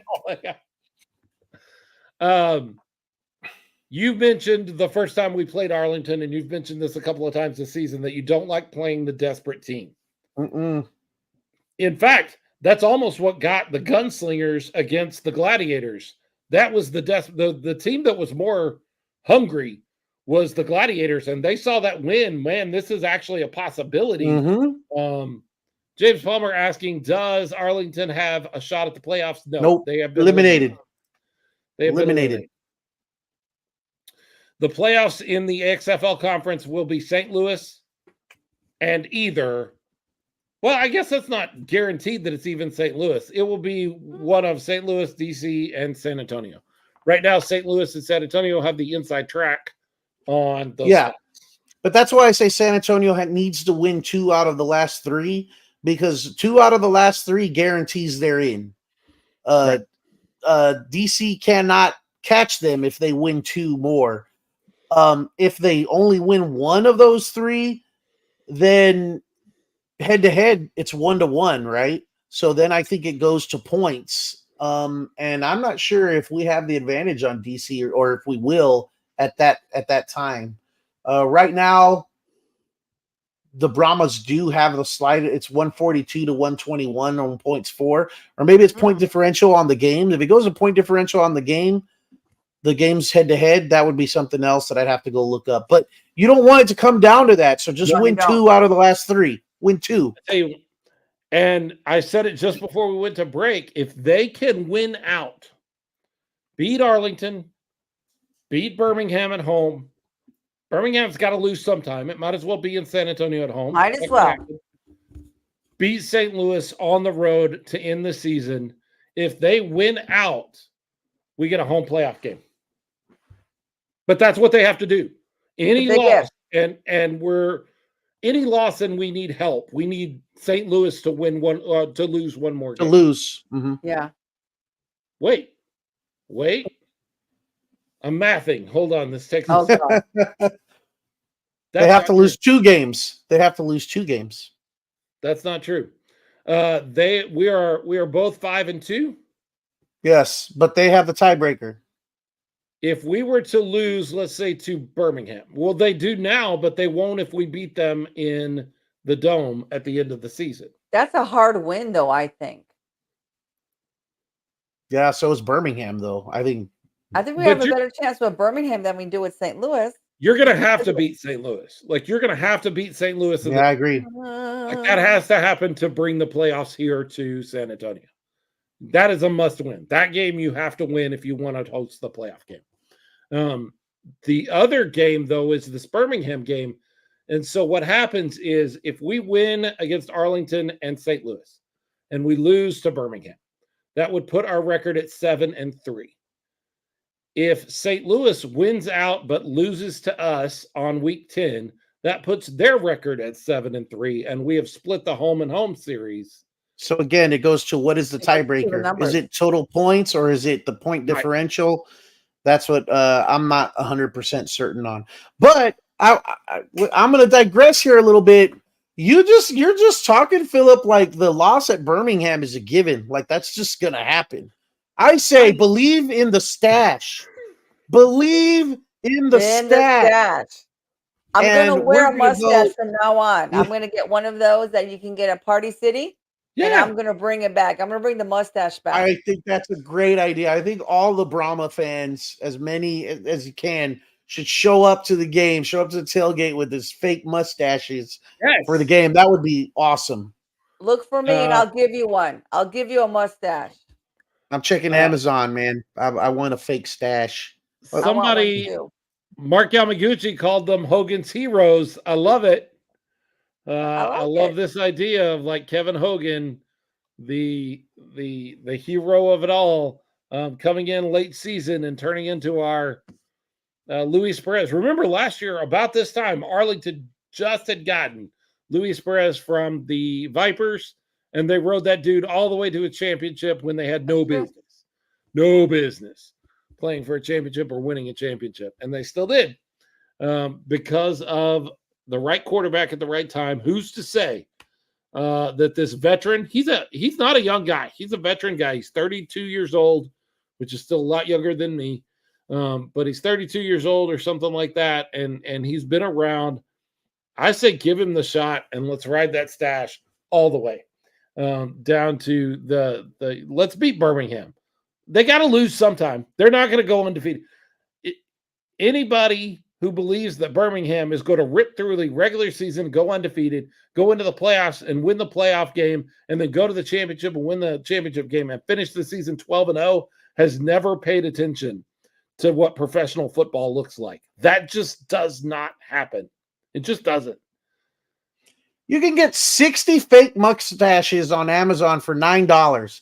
I can do 60 it. Let's do it. pieces, fake mustache, self-adhesive, 20 designs. So there's 20 designs. You'll get 3 of each design. 60 mustaches for $9. Let's make it happen, guys. Look for me at tailgate. I'll give you a mustache. I can shave the beard. James Palmer, I heard Brady wants to play again. Brahmas should give him a call. Yeah. No, I've seen enough of him. Yeah, for sure. For sure. And he said he was kidding. That's kidding. He's a joke. He's a jokester. He's a jokester. Yeah, I say you're right, Kevin. You're right, Kevin. Haven't you? You put Kevin Hogan in there, and if you lose, you lose. But putting Quentin Dormady back in there, I think is I don't see a point. I don't see a point to putting Quentin back in there. You know what you're going to get from that guy. I don't know what I'm going to get from Kevin Hogan on a full week of practice with the first team. He may come out and be a dud. Like it may have just been a flash in the pan, one-time shot of energy. You know, Kevin may come in and just may not have it. Like that's possible. That happens. But I don't know that that's what's going to happen. And I know what's going to happen if you put Quentin back in there. You know? I hear you. Dormant the offense. That's what you'll get. Boo. Boo, boo. I know. I'm so glad they moved on from him, and I'm really happy that Hogan came. It gives us hope. It gives us hope. I mentioned to you, Philip, if Dormady stayed in the game and they still managed that miraculous comeback, I would have been mad. I would have been pissed off because I would have been like, the win is masking the problem. The win would have been hiding the problem and just giving more reason to continue with what I think is the ultimate issue. And it's I'm sorry, but it's been Dormady. In my opinion, it's been Dormady. We need something different. And Kevin Hogan came in and showed that, and now I can have hope. Look, just look at the schedule and line up who started at quarterback down the schedule for the Brahmas. And you can see where the problem is. Oh, yeah, for sure. Like we beat Michigan, but that is the outlier. The rest of this, you look down and you go, okay, well, we were fine when we had Chase Garbers. Love Chase. We lost Chase. More than fine. We lost Chase. We brought in Dormady, and we beat Michigan. But from that point on, just didn't look good. Just didn't feel good. Nope. And then we make a switch right there, late in the fourth quarter. I actually thought, Leo, they may have waited too late. Yeah. To make the switch. It could have been. It could have been gone another way. Yeah. James Palmer brings up a great point. If Quentin Dormady gets the start next game, it's a bigger issue because that's on the coach at that point. True. Yeah, I think you're right. I think you're right. I don't see how that happens, though. I mean, everybody saw what we saw. Everybody saw it. The players saw it. The fans saw it. Everybody saw it. Well, and what's funny is I don't want to sit here and puff out my chest and say I called it, but I sent a text to you, Leo, right after Quentin Dormady threw his interception there in the fourth quarter. Mm-hmm. And I said, I'm ready to see whatever else we have in the quarterback room. Anything. I'm ready right now to see it. Whatever it is. I don't care if he's 16 years old and only plays freshman football for his high school. If that's all we got, I'm ready to see what it's going to do for us because I know what I'm getting here and I don't like it. I'm ready for a change. And sure enough, I called Wade. We talked for a few minutes. He made the change. That's why. That's it. I'll take credit. It was me. No.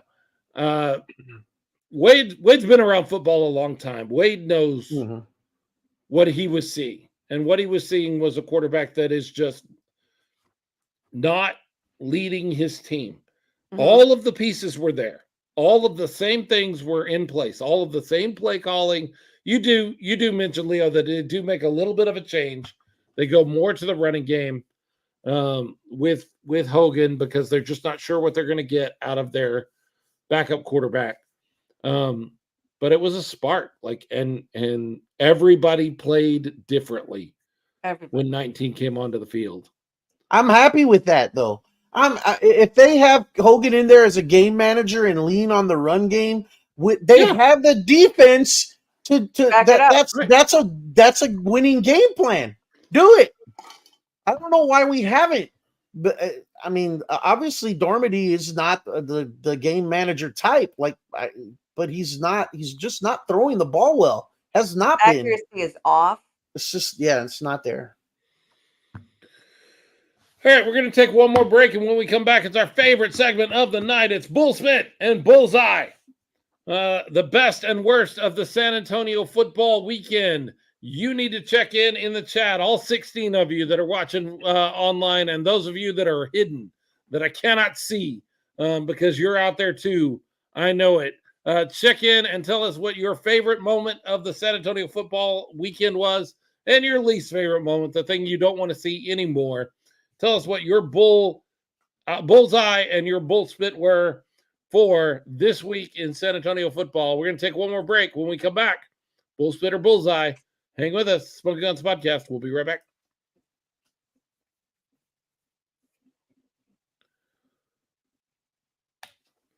Smoking Guns Podcast, Philip Higginbotham, Leo Yamas, RC Woods.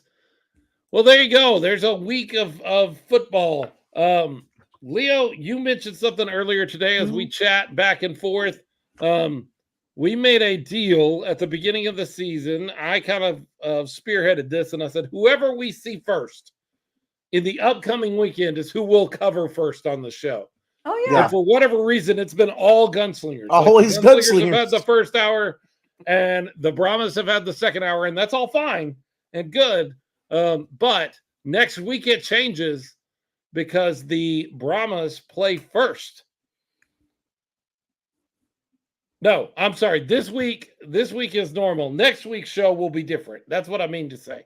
Next week's show, the Stallions and Brahmas play at 2:00 on Saturday, and then the Gunslingers are going to San Jose to play the Bay Area Panthers in the evening. So we actually get to flip the show next week and talk Brahmas first and end with the Gunslingers, and then we get to do that the very next week. Nice. Because the Gunslingers will be on a bye and the Brahmas will be the only thing playing. That doesn't mean we're not going to talk about the Gunslingers. True. We absolutely will. But we have an we will. opportunity for a bye there. So, Bull Spit and Bullseye, what was your favorite moment and what was your least favorite moment? I want to start with RC this week. RC, what's your Bull Spit and Bullseye? Okay, I'm going to go a little bit long on my bullseye. If you see my shirt, it has Fiasco. That's where we had the watch party for the Brahmas. And I want to say one of the owners, his name is Edwin Lugo. He was amazing. I got there late, right? But even when I got there late, signs everywhere for the Brahmas. The food was delicious. We had sweets, we had cupcakes, we had cookies, we had flan, which is my favorite. I don't know if someone told him that, but there was flan. Now, on the food section, we had nachos, we had brisket, we had beans, we had rice. The staff was amazing. Even the staff wore Brahma outfits. So it was amazing time, even though I only was there for the fourth quarter, which was the best quarter. Of course, my ride and die, Desiree, she was there. She had a whole pool table full of merchandise. And we had like 10 moms there on Mother's Day. On Mother's Day, they were there at the watch party at Fiasco's. I don't know why there wasn't more people. Of course, I know why. It was Mother's Day. But the ones that were there, we were screaming our heads off, jumping up and down, making comments about a certain coach who had a certain yellow shirt on, who needed a brassiere, but that's okay. We loved it. We loved it. Let me tell you. And so I know it's going to be the end of the season. We're not going to go to Fiasco's, but even go after the football season, go to Fiasco's on Thousand Oaks. Tell Mr. Lugo I said hi, you said hi. He got me this shirt that I'm wearing proudly. So next season, let's all go to a Fiasco's for the watch party. He asked me, he goes, what could I do better? I said, I don't know what you could do better. I go, but I'm going to do better in talking about it on the podcast. So that's my bullseye. I'm talking about Fiasco's. They were great to the Brahma fans. They were great with the food, great with the staff, great with the drink. So thank you and kudos to you. And what about your bull spit? What was your least favorite part of the weekend? It's sort of like a coin, the quarterback. I'm glad that he's out. So for the Brahmas. You know who I'm talking about. I don't have to Ouch. mention names, right? I don't have to mention names. Ouch. Number But it 12 rhymes is with, her bull spit. Normandy, right? Yikes. But I'm glad that he was pulled out and we were able to get a change and we had hope. So that's my bull spit. James Palmer checking in. His bull spit was a rough spot on that fourth down play. You know what Mhm. we're talking about. Bullseye was Kali's performance. Kali Rashad is just him. He Mhm. is the Number guy. 5. We love you. Vicious Highlighter says, I thought she was going to see her coin flip from a few weeks ago. You weren't here for that, RC. Still We give you talking a hard about time that. about the coin flip. My coin flip, the comment. Mhm. Yeah, Mhm. I know what I'm talking about. It was a little rough. It was a little rough, but it was too big. It was not my fault. I practiced on a smaller coin. It's not my fault. I couldn't flip it. Yeah, Too when the big. coin flip goes wrong, it's almost always the coin's fault. Yes, absolutely. Thank you. Thank you, Leo. I did Leo, not what about say you? anything about your coin flip on the show. I promise. So go back and listen to it. The one Leo, job bull I spit had and was to bullseye. What do flip you it. got? Bull spit. The Gunslingers run defense, particularly on the quarterback run option. We got to fix that. Please, please fix it. Oh my God. Very frustrating. Come on, Gunslingers. Defense. We can do it. Stop the run. I'm not even going to give you a hard time about past plays because we faced just a good quarterback. I mean, He was good. he was pretty darn good. He made some really good passes. I mean, good quarterback play, and we couldn't prepare for it because we didn't know what to expect. But True. fix the run defense, please. Thank you. All right, that was my bull spit. My bullseye, the mustache coming in, taking over. Dormady getting benched. I mean, it's like a positive both ways. I know. Sorry, Dormady. I had seen enough of you. I know you're from Bernie. I'm sure you have lots of great people here supporting you. And, you know, I hope you are able to resurrect your career and do well, but it's just not a good fit here. I've seen enough. I was so glad that they brought in anybody, and drive down the field, get the touchdown, get the 3-point the conversion. Gotta love the UFL rules. And then on the very next play, the monstrous hit on the kickoff return to just set us up for Santoso, mustache ranked number 2 on the team, to come out and kick that believe it was a 58 yarder, 54 yarder, somewhere in there. 57? It was a great kick. Yes. It was a great kick.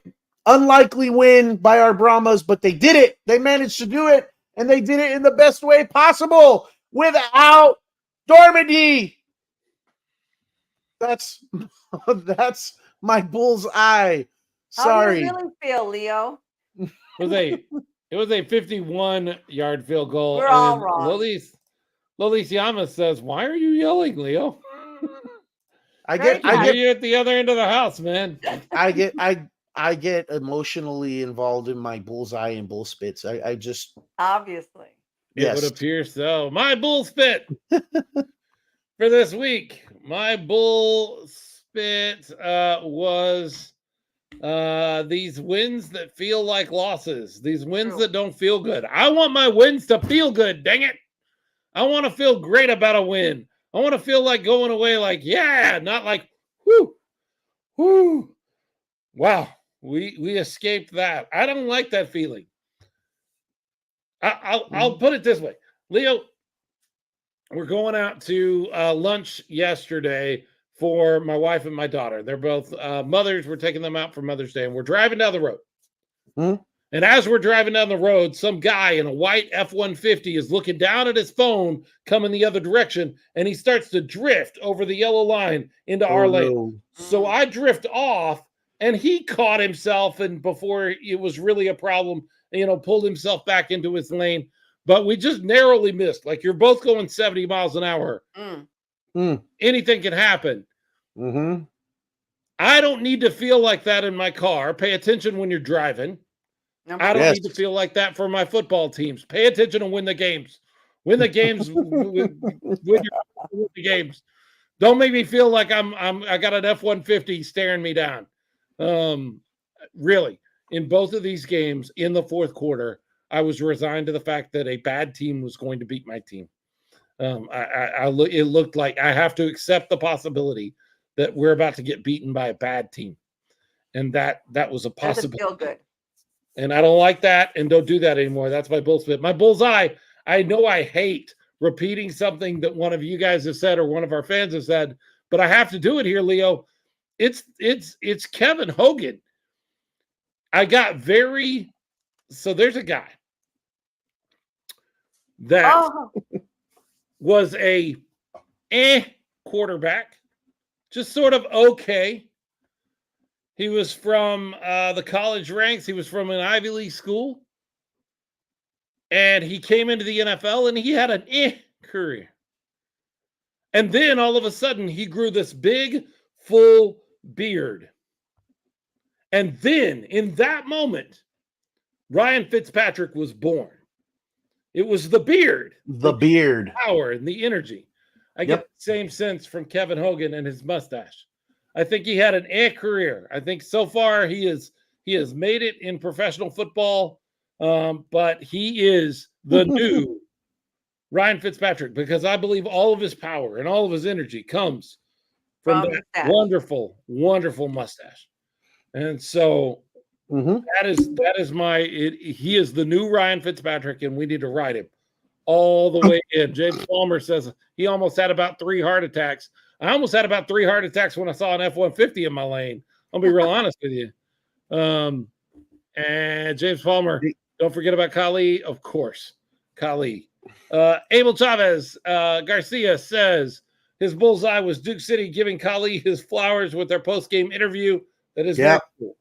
That is very, very cool. If you're going to do post-game stuff, you're actually going to reach out to the other team and say, hey, this guy is a guy that deserves that kind of press. I love that. Also, Castronova Superman stretched to save the game. He sure did. He sure did. What else we got? What else? Bullseye, bullspit. That's all of mine. I did both of mine, right? Yeah. Wins, like losses. And then Kevin Hogan and his incredible mustache. Definitely. Oh, it shows. Oh, James Palmer says he was saying hi to Kali because Kali popped up that he was watching on Facebook, it looks like. Hi, Kali. If you're watching, we've talked a lot about how really amazing you are, and we're so glad that you've been a gunslinger for the last 4 years, and we hope we appreciate another few years. Hey, Leo, before we go away, Coach mentioned this on Branded, and then I saw somebody on social media today bring up, should the IFL get rid of the veteran rule? The idea is to stay competitive. And it seemed, I guess it works for them. I don't know, but maybe modify it. It's part of what makes that league unique. I don't think they're going to get rid of it, but maybe modify it. I don't like it the way it stands right now. I think we have allowed 7 veterans. I say we bump it up to 10. Raise the number. Yeah, absolutely. Yeah, that's what I would say. Mm-hmm. Michael Wayne Davis says, explain this. James Palmer agrees with you guys. Maybe raise the number. Michael Wayne Davis, here's the deal. In the IFL, you are only allowed to carry 7 veterans on your game day roster, is my understanding, which means, and then you have to ask the questions, what are veterans? Yeah, I'll get to that, Aaron, just a second, Leo. The veterans count as anybody who has played 3+ years of professional football, gotten paid for playing football. Doesn't matter where or how, if they've been up in the UFL, over in the NFL, if they've been in the IFL, or even in the NAL, they count that as your veterans, or anyone over the age of 28, I believe, counts as a veteran. So you can only have 7 of those guys. And the reason, my understanding is the reason for that rule is to keep giving new guys opportunities, because if you allow all veteran teams, then will new guys ever get the opportunity? You and I know they will, because even veterans retire, get injured, move on, lose a step, all of those things.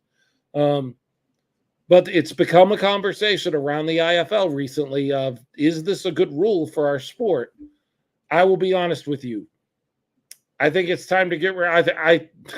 Time, like we've been suffering under it forever. We've dealt with half a season of it, but I think you get rid of it. What other professional sports league has a rule like this? There isn't one. Can you imagine at the NFL if you could only carry 14 or 18 veteran guys and everybody else had to be 3 years or younger in the league? Mm-hmm. That's crazy.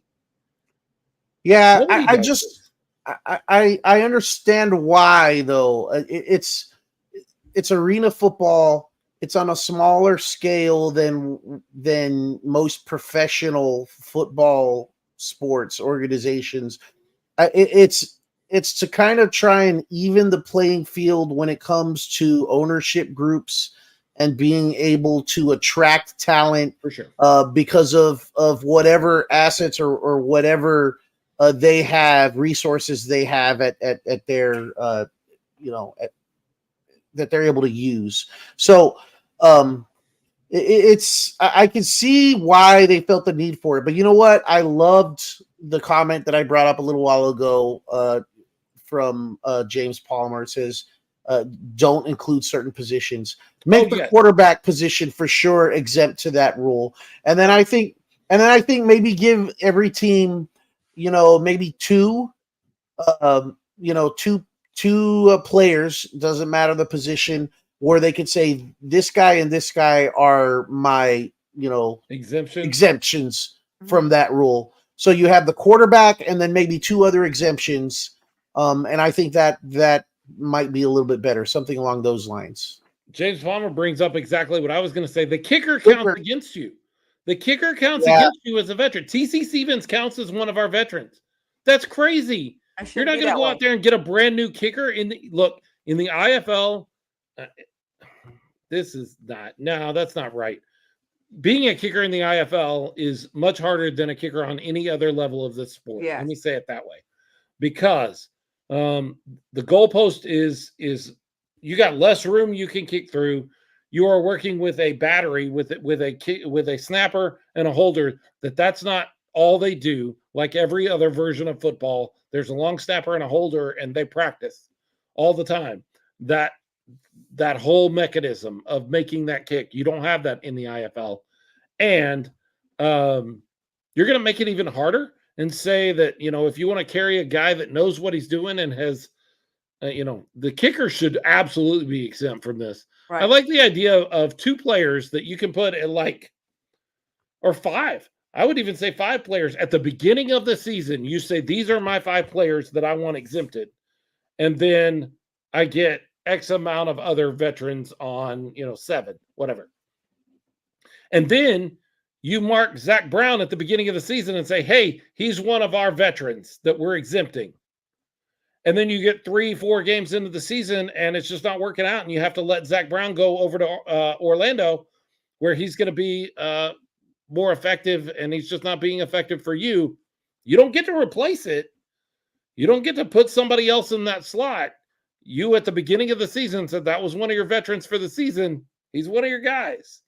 Now you still have those game day numbers that you can mess with, but I like this idea of maybe at the beginning of the season, you designate 5 veterans that are going to be your veterans for the season.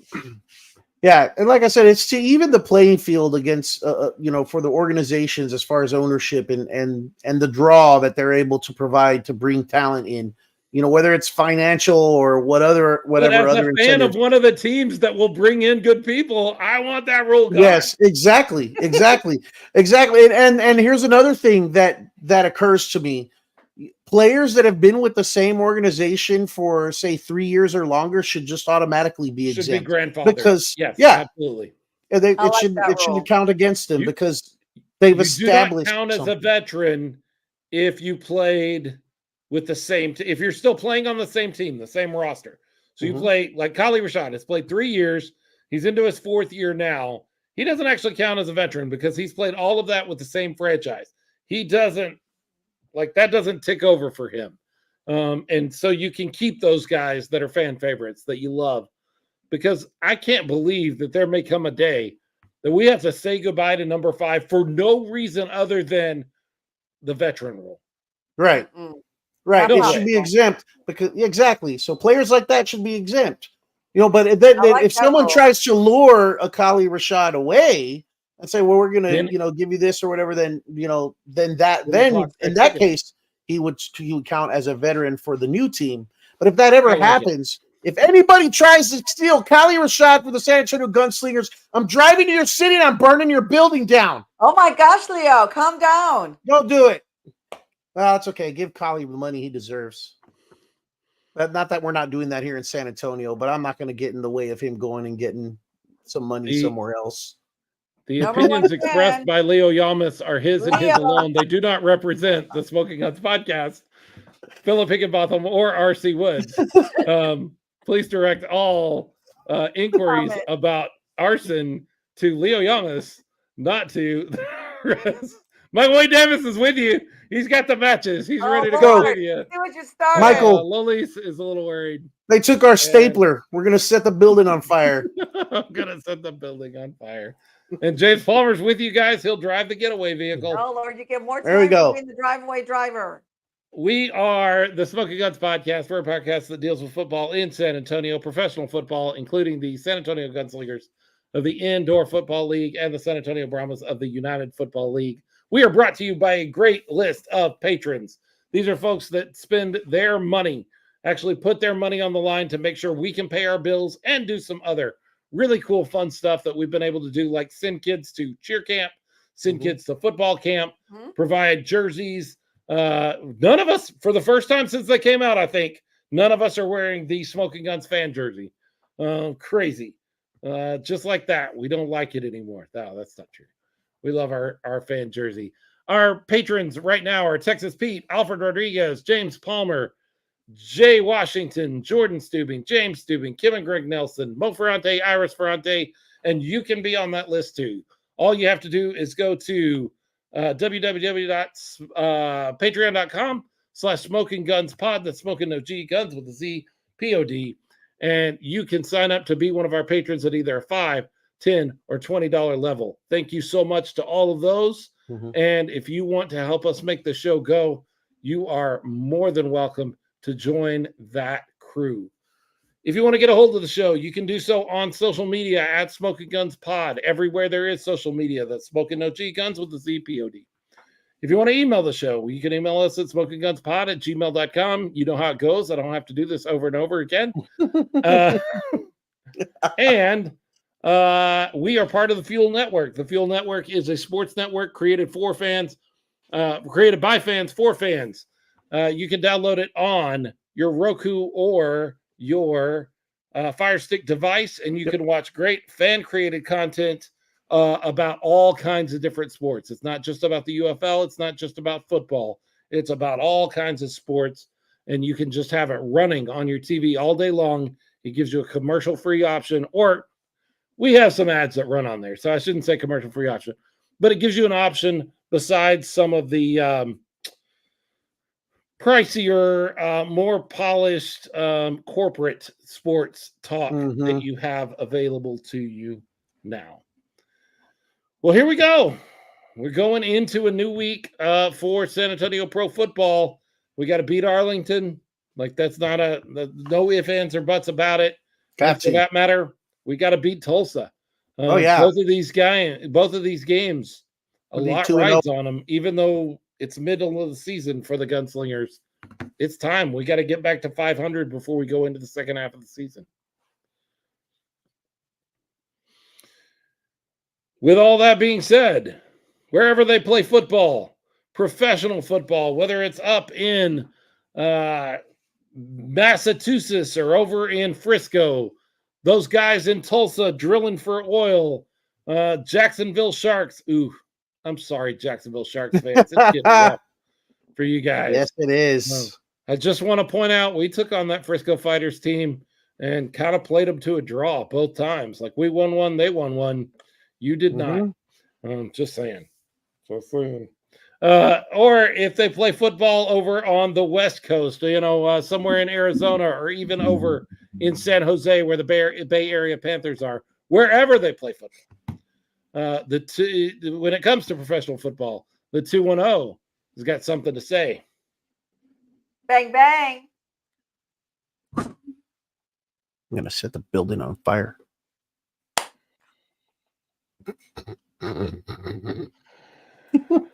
By the way, bring your cans tailgating for the Brahma game. We're still collecting cans for the food bank.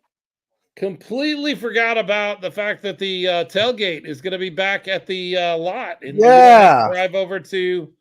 You're not going to have to drive over to the Alamo Dome lot if you don't want to. Warren posted today that they're going to have that tailgate lot that they had last week available. $20. And how much? $20. And they have porta potties. Porta potties are there, and it's better. And no stairs. You don't have to walk any stairs to get to the dome from there. Yeah, if you do it right, that's true. That's true. Mm-hmm. And mustaches. Abel Garcia asks about new military jerseys. We did preview that. You can go back later in the episode here when we go offline and see the preview of that.